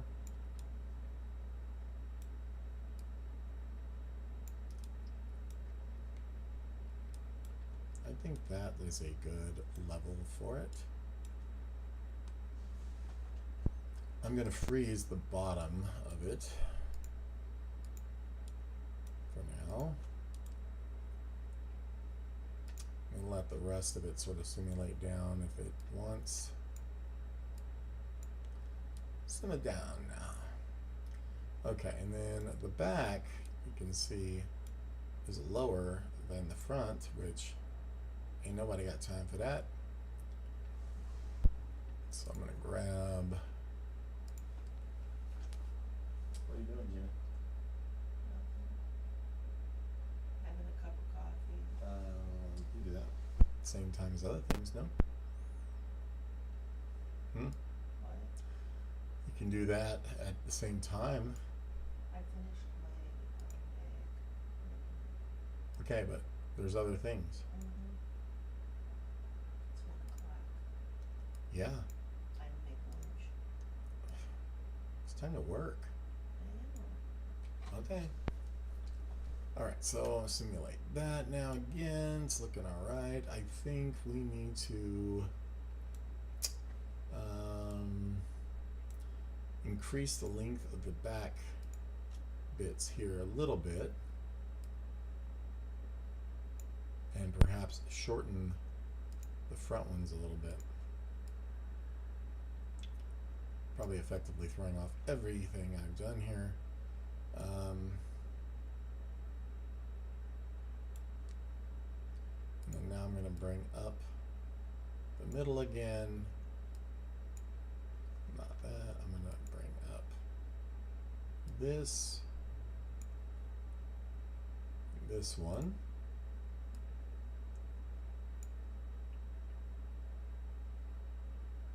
Someday. Get this kind of back in the middle.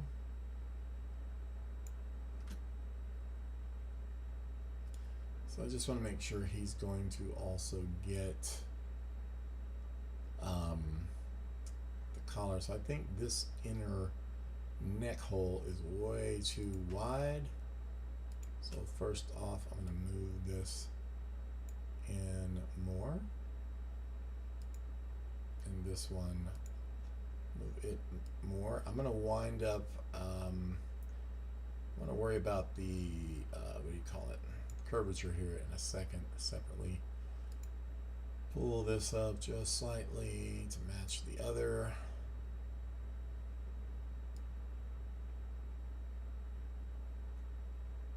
Somewhere up there. And then fix these dudes to make those more correct. The handles get off, you know, they're not what they should be. All right, and they're better. And now when we simulate now, we should have a better shape there, which we definitely do. So in the front, I think I'll pull this slightly more down.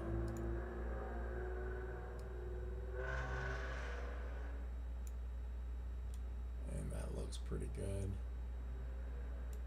I think I'm going to add my collar on top of that, though.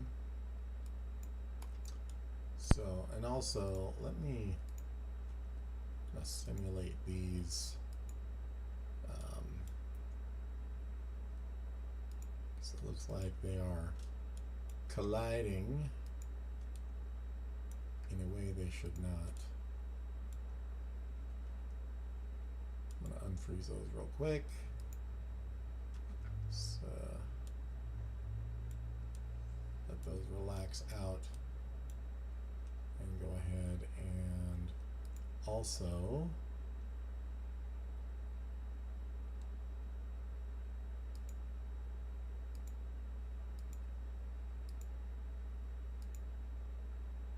unfreeze that.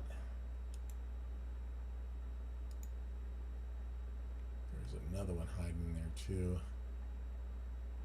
Right there.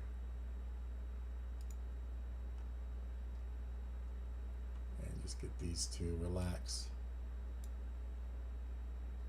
All this actually needs to, in fact, I need to check my layering. I thought I had it right on here, but that's a -1, so that's fine. And then that one should be like at a 1 or something. Where is my layer? 0? What are you talking about? Oh, the pants are at 0. That's right. Fine. So now we will unfreeze that. Get these to fix. Just want to make sure all this is right before I move on. I'll do the other side too.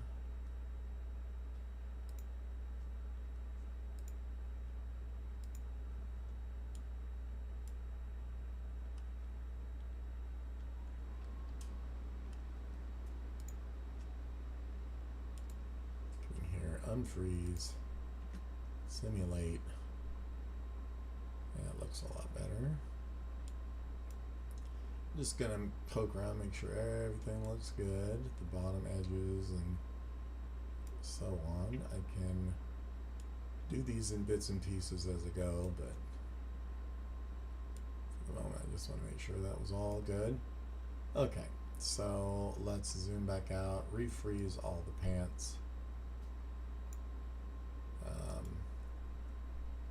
That way we're not processing it either at the same time. I think overall that looks pretty good. So let me now go in and let's do his collar. Hopefully this will be well done or easy enough. Grab here, here, here, and here. I'm going to do these as an external line, so offset the outline there.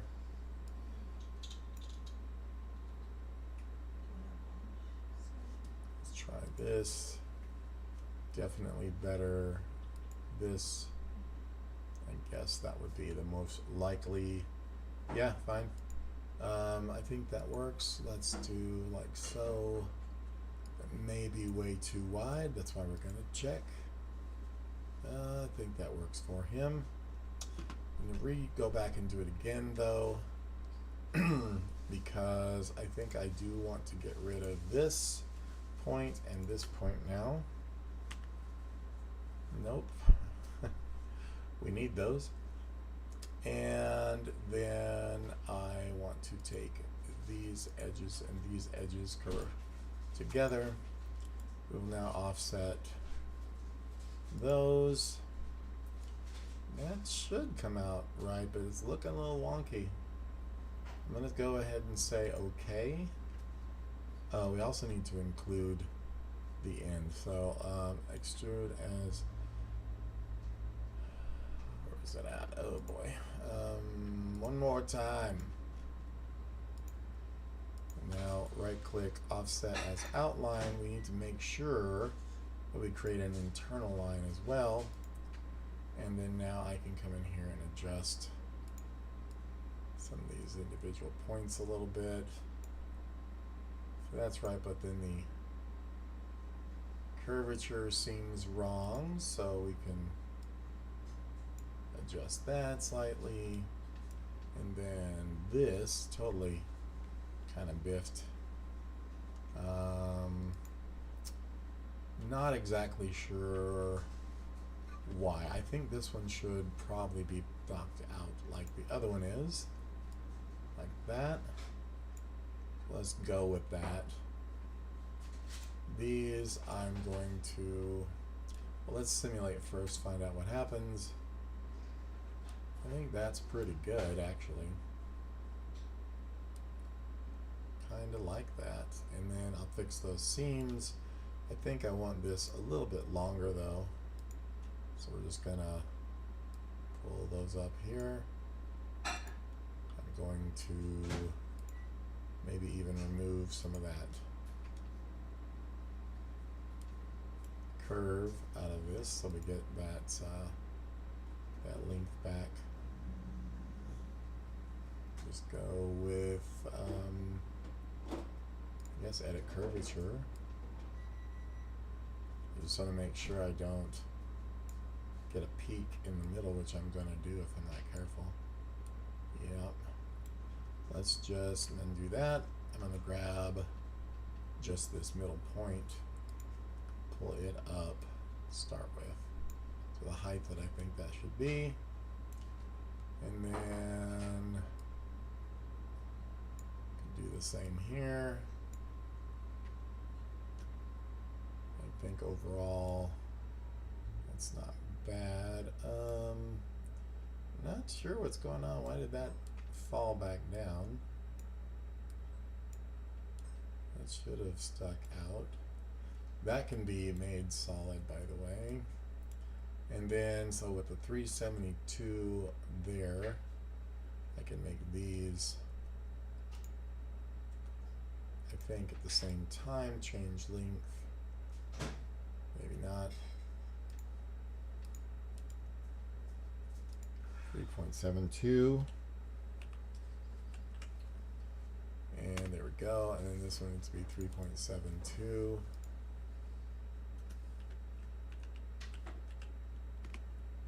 Oh, wait, wrong direction.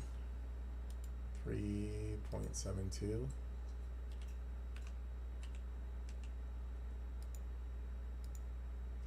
we go. And then I can take the middle one, pull it up. Good enough. And then we can stitch those, I guess. My segment here, boom and boom.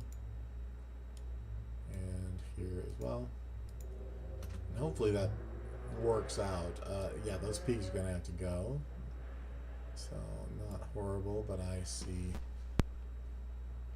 my wrongdoing. It's just too high there. We can adjust the curvature in a sec. Pull this down to about there. And I can take my curvature and flatten that out a little bit more.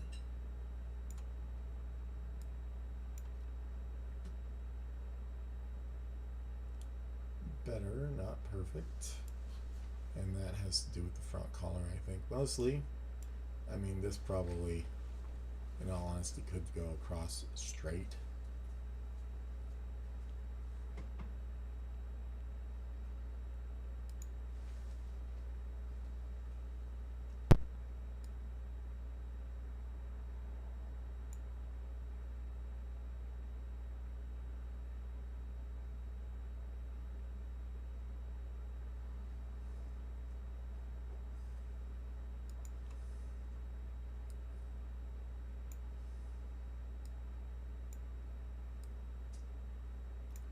Close enough.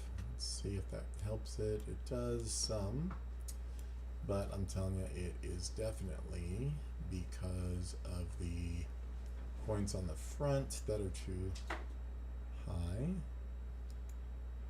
That's making an issue there. Not that.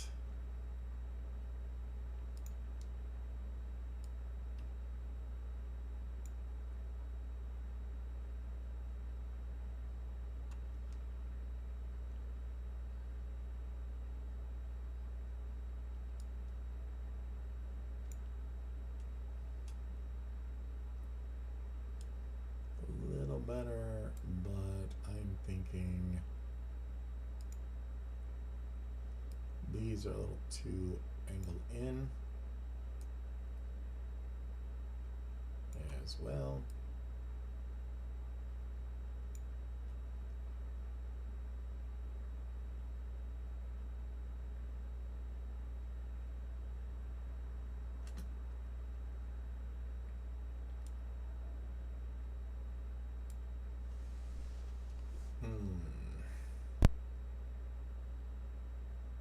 So they probably should be the same all the way around. obviously longer.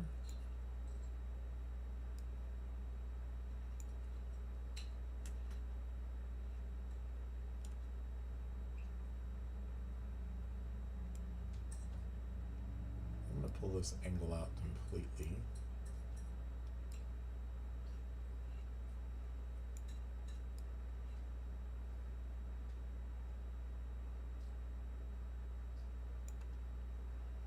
And then I'm going to go to the top and do the same, even though that's probably wrong. At least pull this out some.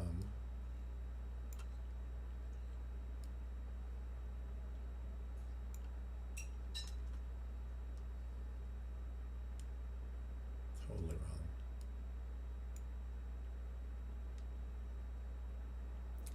Also, these need to be the exact same height. And that one is at 340. I'm just going to try and match. So length 340. I get the angle here now. 3.40. Oh, did it the wrong direction. So we change the length. 3.40 at end. Say OK.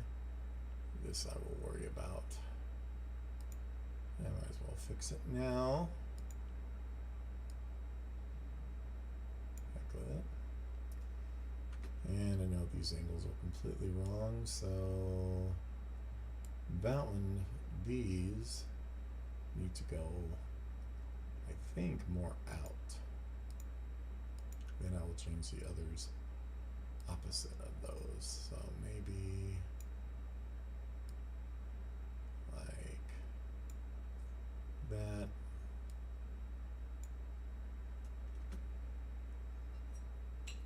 And then we'll change the others opposite, I think.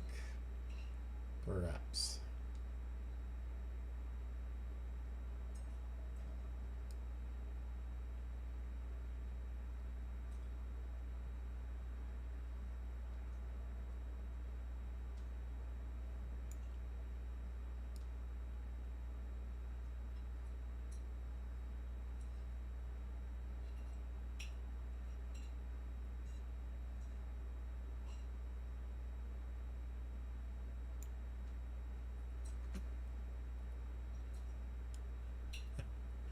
No.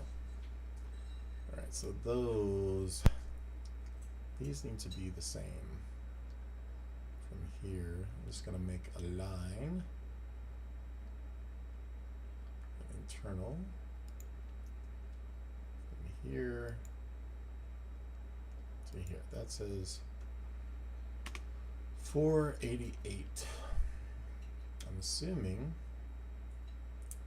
these have to also be 488 at a particular angle, so change the length.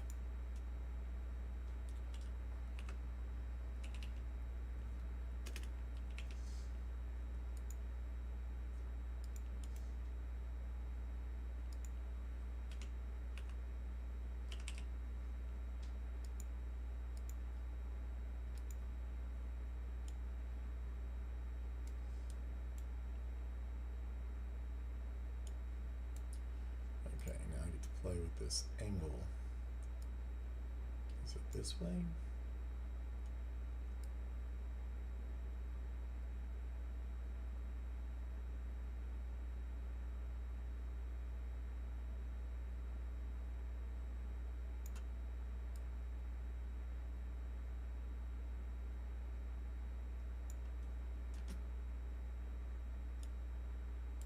That's definitely a little bit better. That needs to be majorly adjusted, so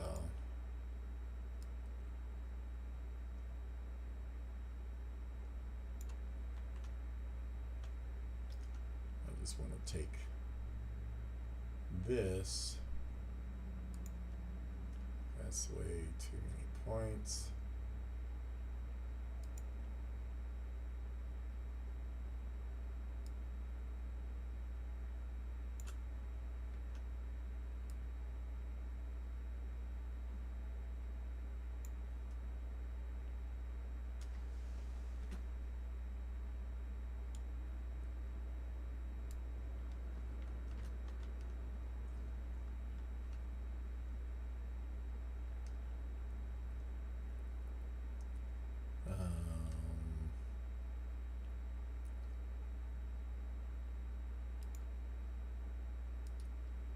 just be able to do this.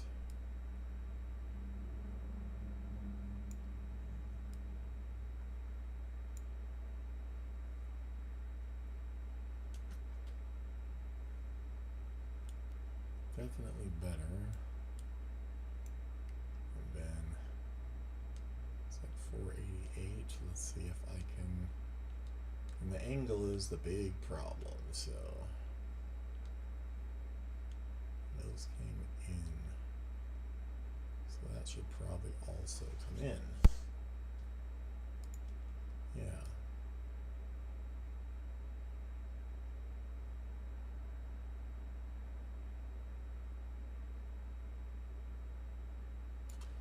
Close enough.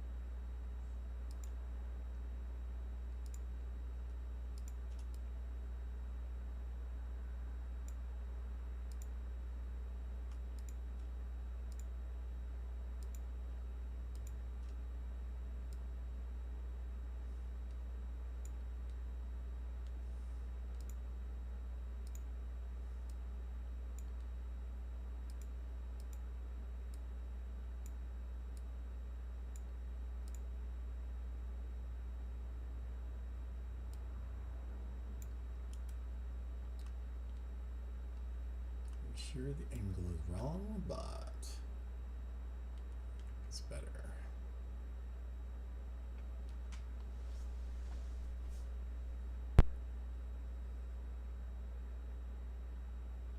And it's closer to a 90 is this one.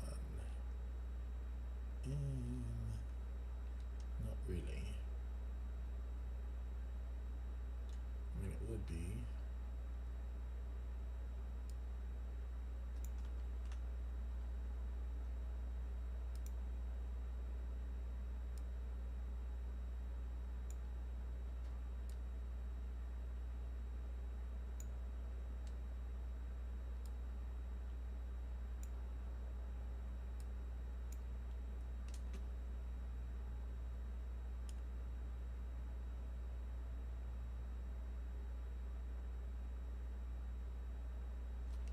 Definitely better.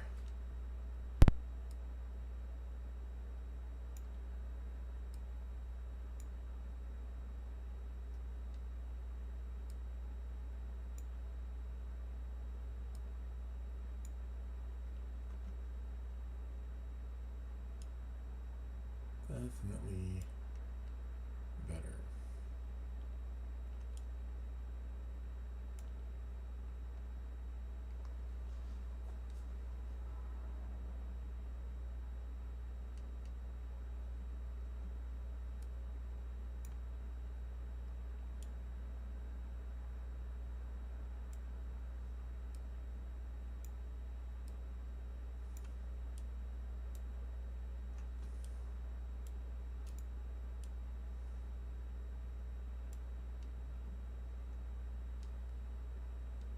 Alright, so these need to be cut and sew lines.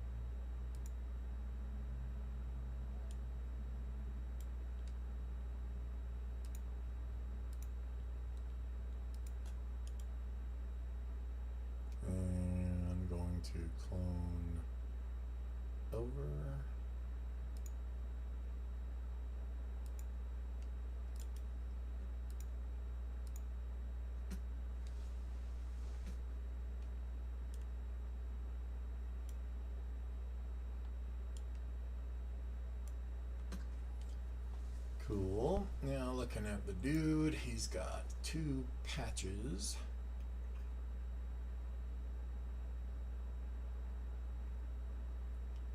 So back in here.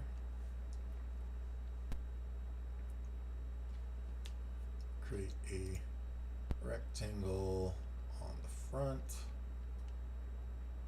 About here.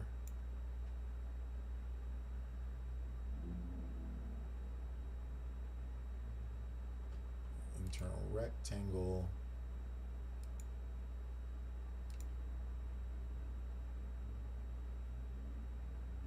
I'm just gonna do it from exactly, if I can, the same spot.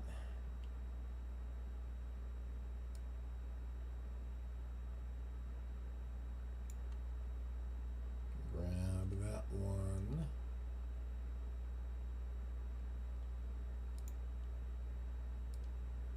Make sure it's there. I'm gonna grab the other though.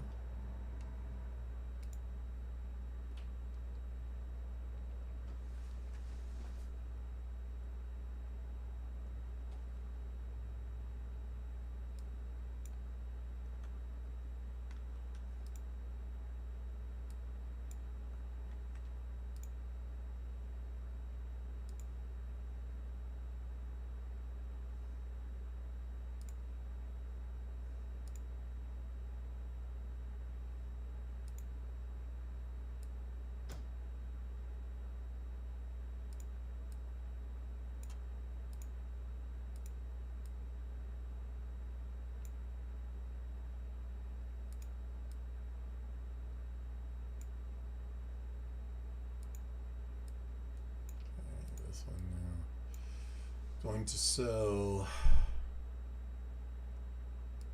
maybe a little. Yeah, that's about right. Going to sew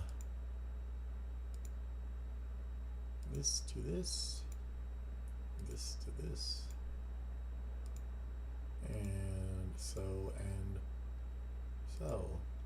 So we simulate, we got that stuck on there, we should, nope, we do not. I don't know why.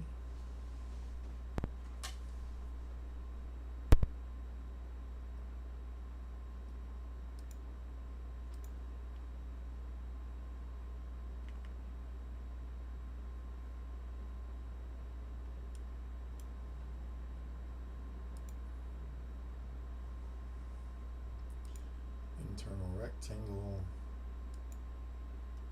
cancel, it's got to go like that. That should have worked. It looks like it does now, so that's good to know. It's gonna have to be taller.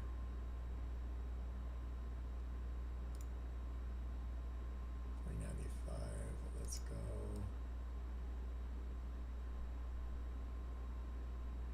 So let's see, enough.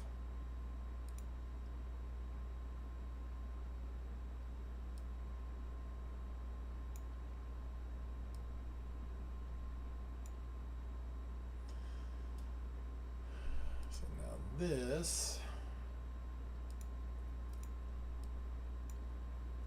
will finally sew to this.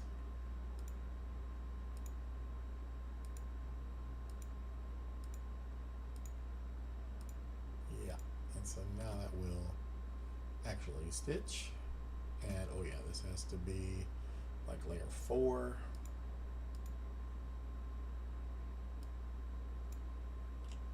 Good to go. Well, my stomach's making noise. So now we have the little part where the flag's gonna go. I'm going to unfreeze this arm.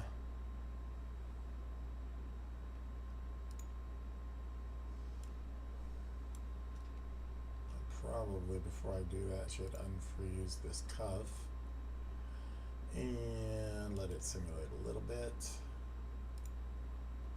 Get rid of these problems.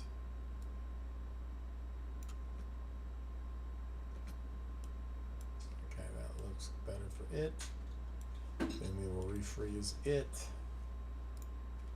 and unfreeze this guy. Let it simulate. Yeah, we're good to go there. And then I'm going to take this patch, duplicate it.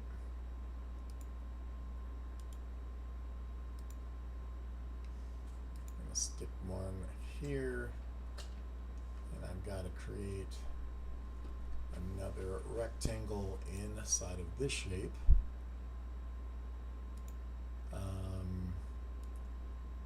don't really know my dimensions yet. And I'm going to take this shape and rotate it around.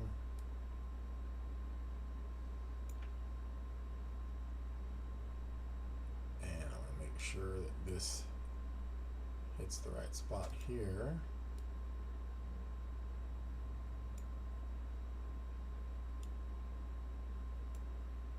Maybe a little lower. Okay, and then this dude, that is 4. Oh, this one is 395, so that's what we need to do.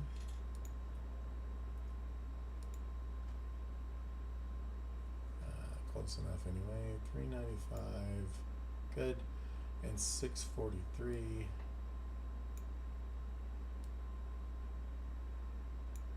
Close enough, and I'm going to now sew this to this.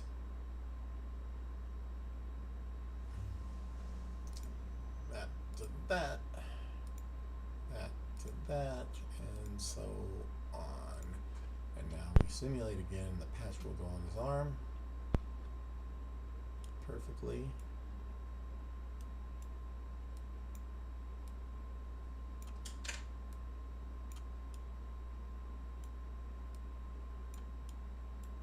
Make sure this doesn't look too strange.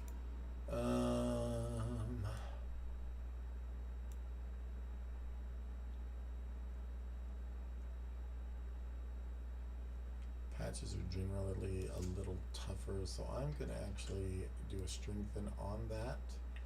And I'm going to take this down to 10 just so it doesn't have that peak in it. I hope that will help it. Oops, let's re-simulate this.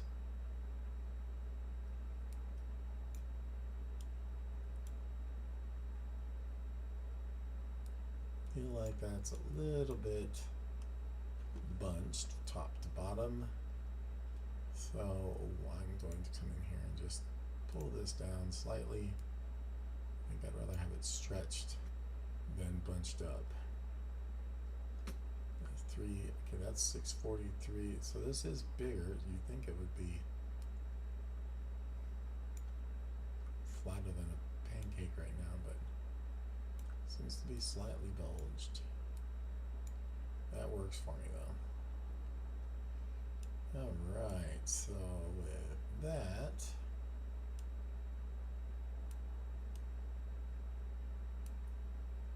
we don't want that on the other arm, but that's okay. And I am going to freeze for now that arm, and then come in here and unfreeze just the cuff of this one. Let that simulate back to normal, which it looks like it has, so we'll refreeze it, unfreeze this now, let it do its thing too. It looks good, and I think that's all working alright. I like this off-center kind of bit there. Alright, the only thing I have to worry about now is the hat, the boots, but I think the boots are definitely going to be done in ZBrush. I've never made a hat in here other than some odd kinds of gesture hats and stuff. It might be kind of cool to try and make a hat here, so I'm going to just grab all my pieces and get them out of the way. I think that's of fact, we can go now into our UV layout. Just get this taken care of while we're here. Looks good. Say OK. And then I'm going to do the packing here. And say close. And I'm just going to pull that one over here for now too. Now we know what goes with what, and so on. Okay, and now, a baseball cap. No idea. I have no idea where to begin with it. So they're generally made of triangles. But I think I'm going to make this one out of 4 pieces, like a trucker hat, because that's what old veteran dudes seem to wear. No offense to any old veteran dudes. Thank you for your service. I'm going to go ahead and pull this one across the front, maybe like this. I'm going to maybe go, it's a triangle from the front, like that. I'm going to move the whole thing over though. It's a big experiment right here, I tell you what. I think this needs to also, you know what, I'm going to undo that because I'm going to unfold it. I'm going to make a triangle and unfold it. So let's go about here, here, like that. Give me enough side room. And then we can take this, unfold it to the side. Have our first piece, I think. And let me see, I'm just trying to imagine what would go where and how. This is just what I remember a hat construction is. I'd be willing to bet these are curved out like this. Fair amount. Maybe a little more. And it could be that there's just 3 of those doing exactly the same thing. Might be a little wonky because I don't know how perfectly I made this, but that's easy enough to change if I want. I just delete this point. It should let me have a half. There we go, and then we can re-unfold it right there for perfect symmetry. And then I can copy and paste it after I select it, of course. Copy and paste it here and paste it again here. And we'll see. This might be an absolute travesty or a travestrit or whatever you're into. We'll do like this. I think I only need 3. I think I only want 3. And let's see. If this works, I'll be highly amazed and I'll consider myself a fashion god. Just remember. Let's get these back and in. Did you say you made something to eat? Made some. Oh, well that's nice. Oh, do I ever? Exactly, see? Okay, let me get this one rotated. Which way am I going here? Rotated the green. And this ought to be interesting because I'm just going to make a little dome hat to start with, and if that works, then we're already in good shape. So, what I can tell, we're going to go this segment to this segment, and this segment to this segment, and then from here we'll do the same thing and go from this segment to this. Now, I've never made a baseball cap before, so don't laugh if it looks like absolute crud, which it might.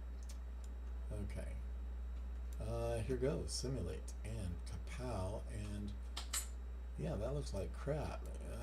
Cool, but you know what? I'm starting to see how it is supposed to be shaped.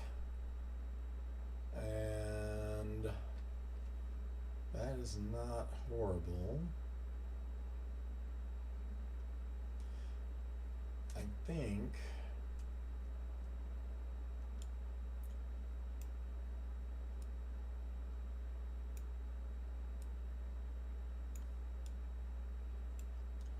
okay. They need to be round at the bottoms and straight at the sides. Okay, let's try that. So I'm going to kill these and make a new one. This will be about here to here.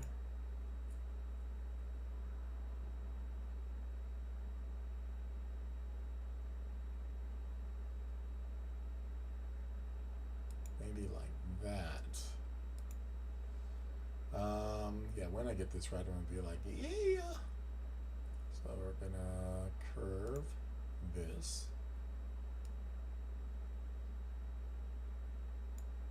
Like that. Then we need to put this on the point here as close to. And this one too, but we're going to unfold. I feel like that's still a little pointed there, so let's get that more straight.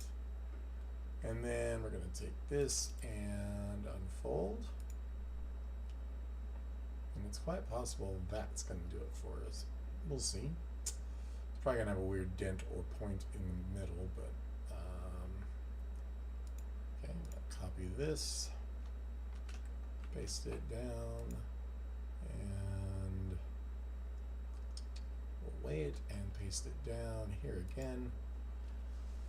And we're going to arrange them again so they have a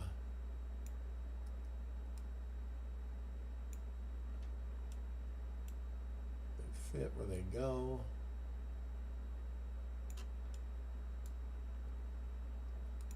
I mean, granted, I could go find one, download it, just use that, but it's cooler when you make your own. So then it's mine.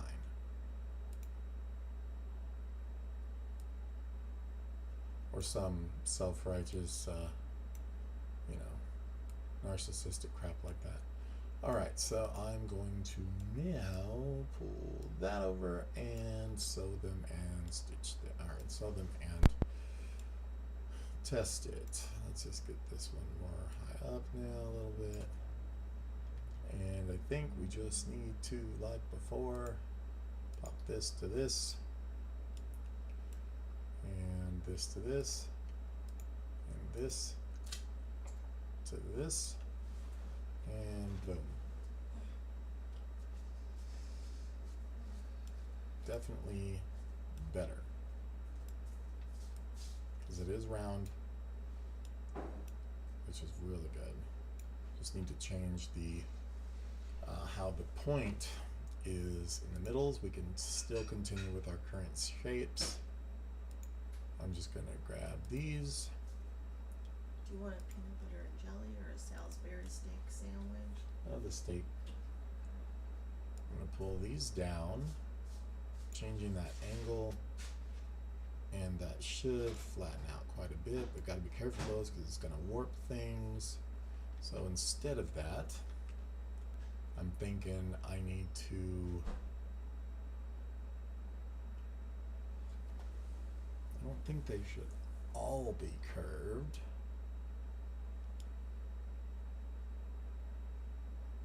Because as it stands, they have a point. Yep, you have a point there. So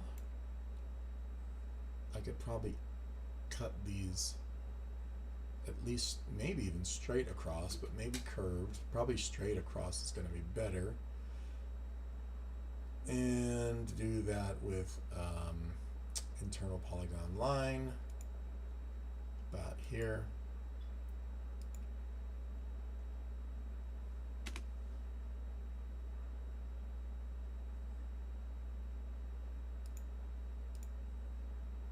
So I'll take that line now,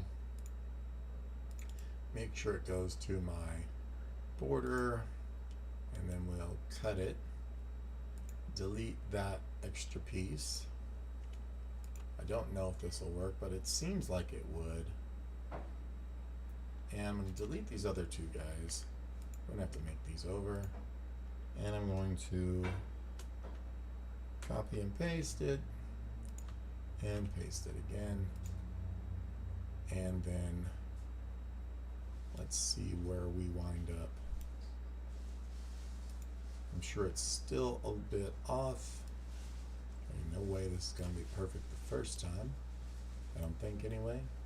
But I have faith in myself. Okay, so we'll do that. Get it closer. I'll just get this other one over here now.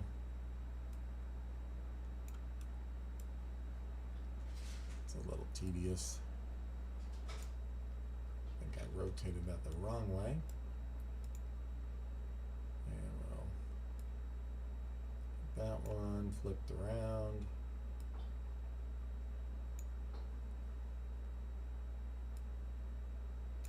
They're not to be perfect because they will be sewn together. And let me segment sew these like this, like this to here.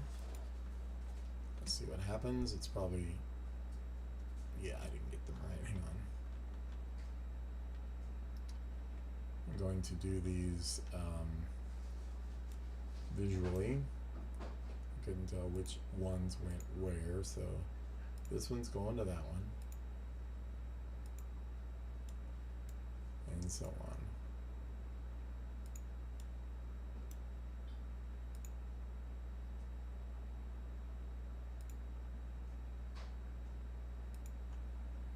Let's see.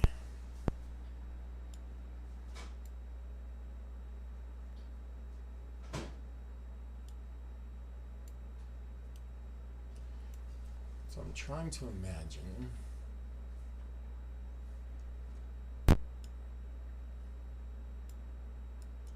what shape this really needs to be. That is a good question. I mean, it's not horrible, but it's not right. And I'm getting bunching.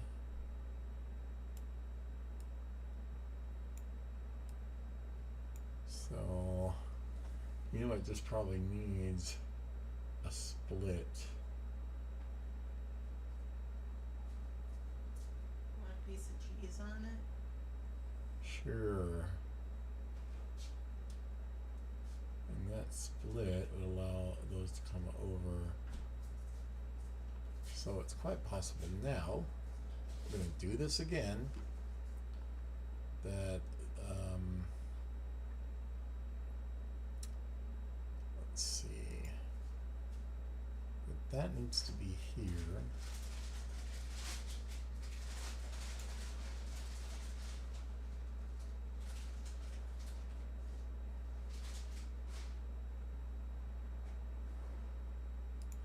This is how it gets done, folks.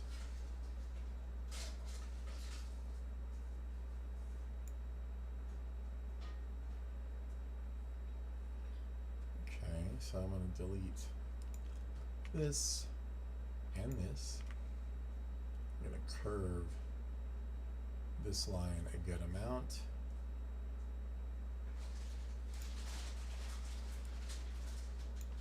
Like that, maybe. Let's delete these ones. Take this guy. Whoops. And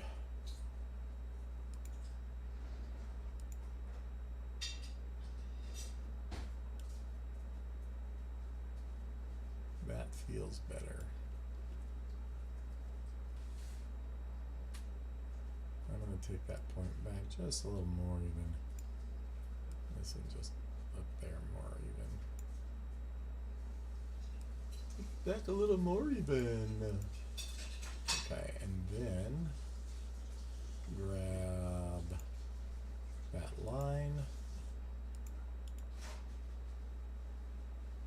just gonna unfold for now. And get rid of this other one. I mean, I was on the right track, you know. Let's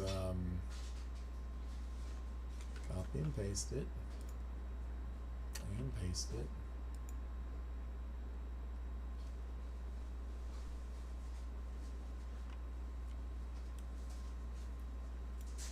These are never going to go in there, right? So I'm going to select these and reset them in the 3D.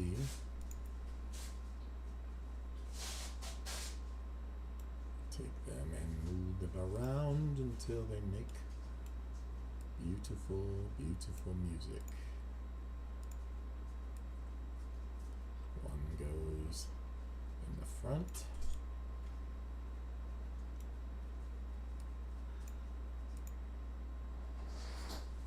One goes side back. The other goes the other side back.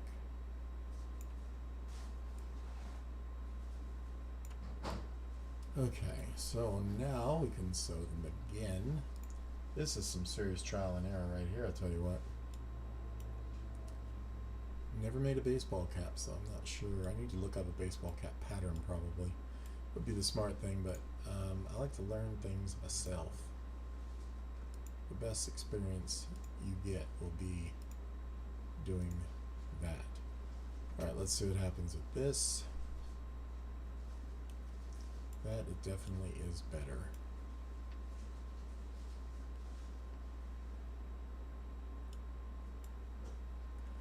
Let's see what happens when I start stitching the center together. A little segment sewing of my own.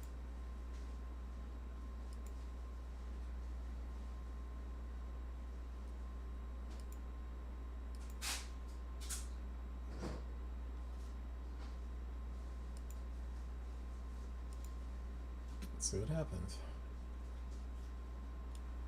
Okay, I got that tangled up.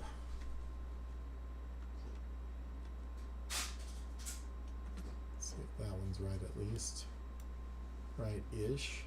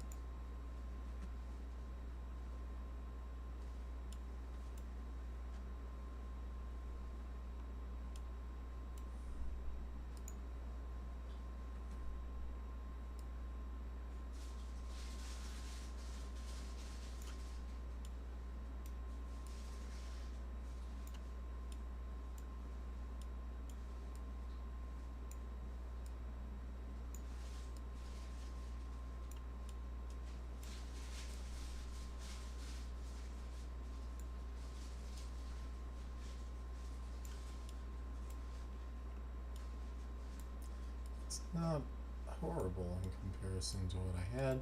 I'm going to strengthen these sides and then figure out what else. Alright, so I see the shape is not perfect. In fact, these are probably a little too angled now. So this can actually this. I'm just going to try and do them while they're all here.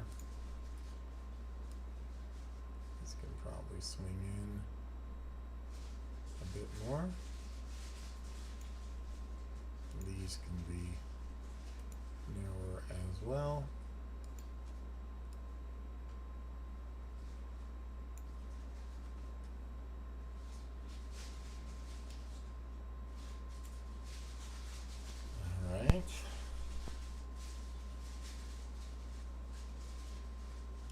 starting to believe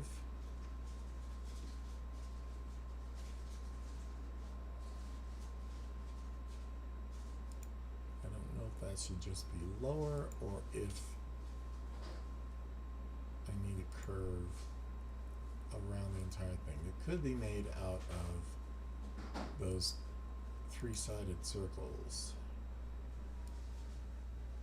Oops. I did not mean to do that. I did not mean to do that.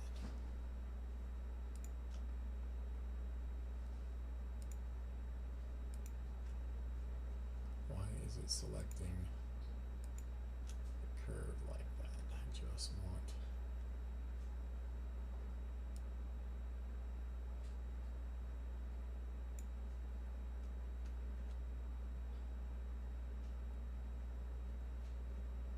evidently it did not move everything.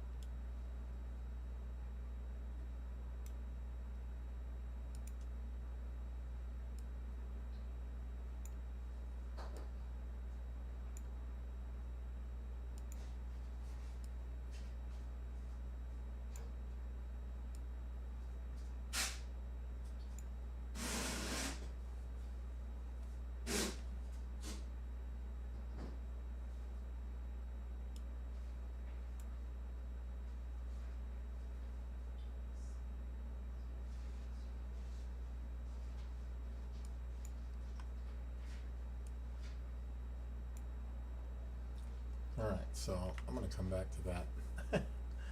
Cool, I'm going to go eat lunch, and I appreciate you guys watching. I don't know who's watched, how long you've watched, but I do appreciate it. And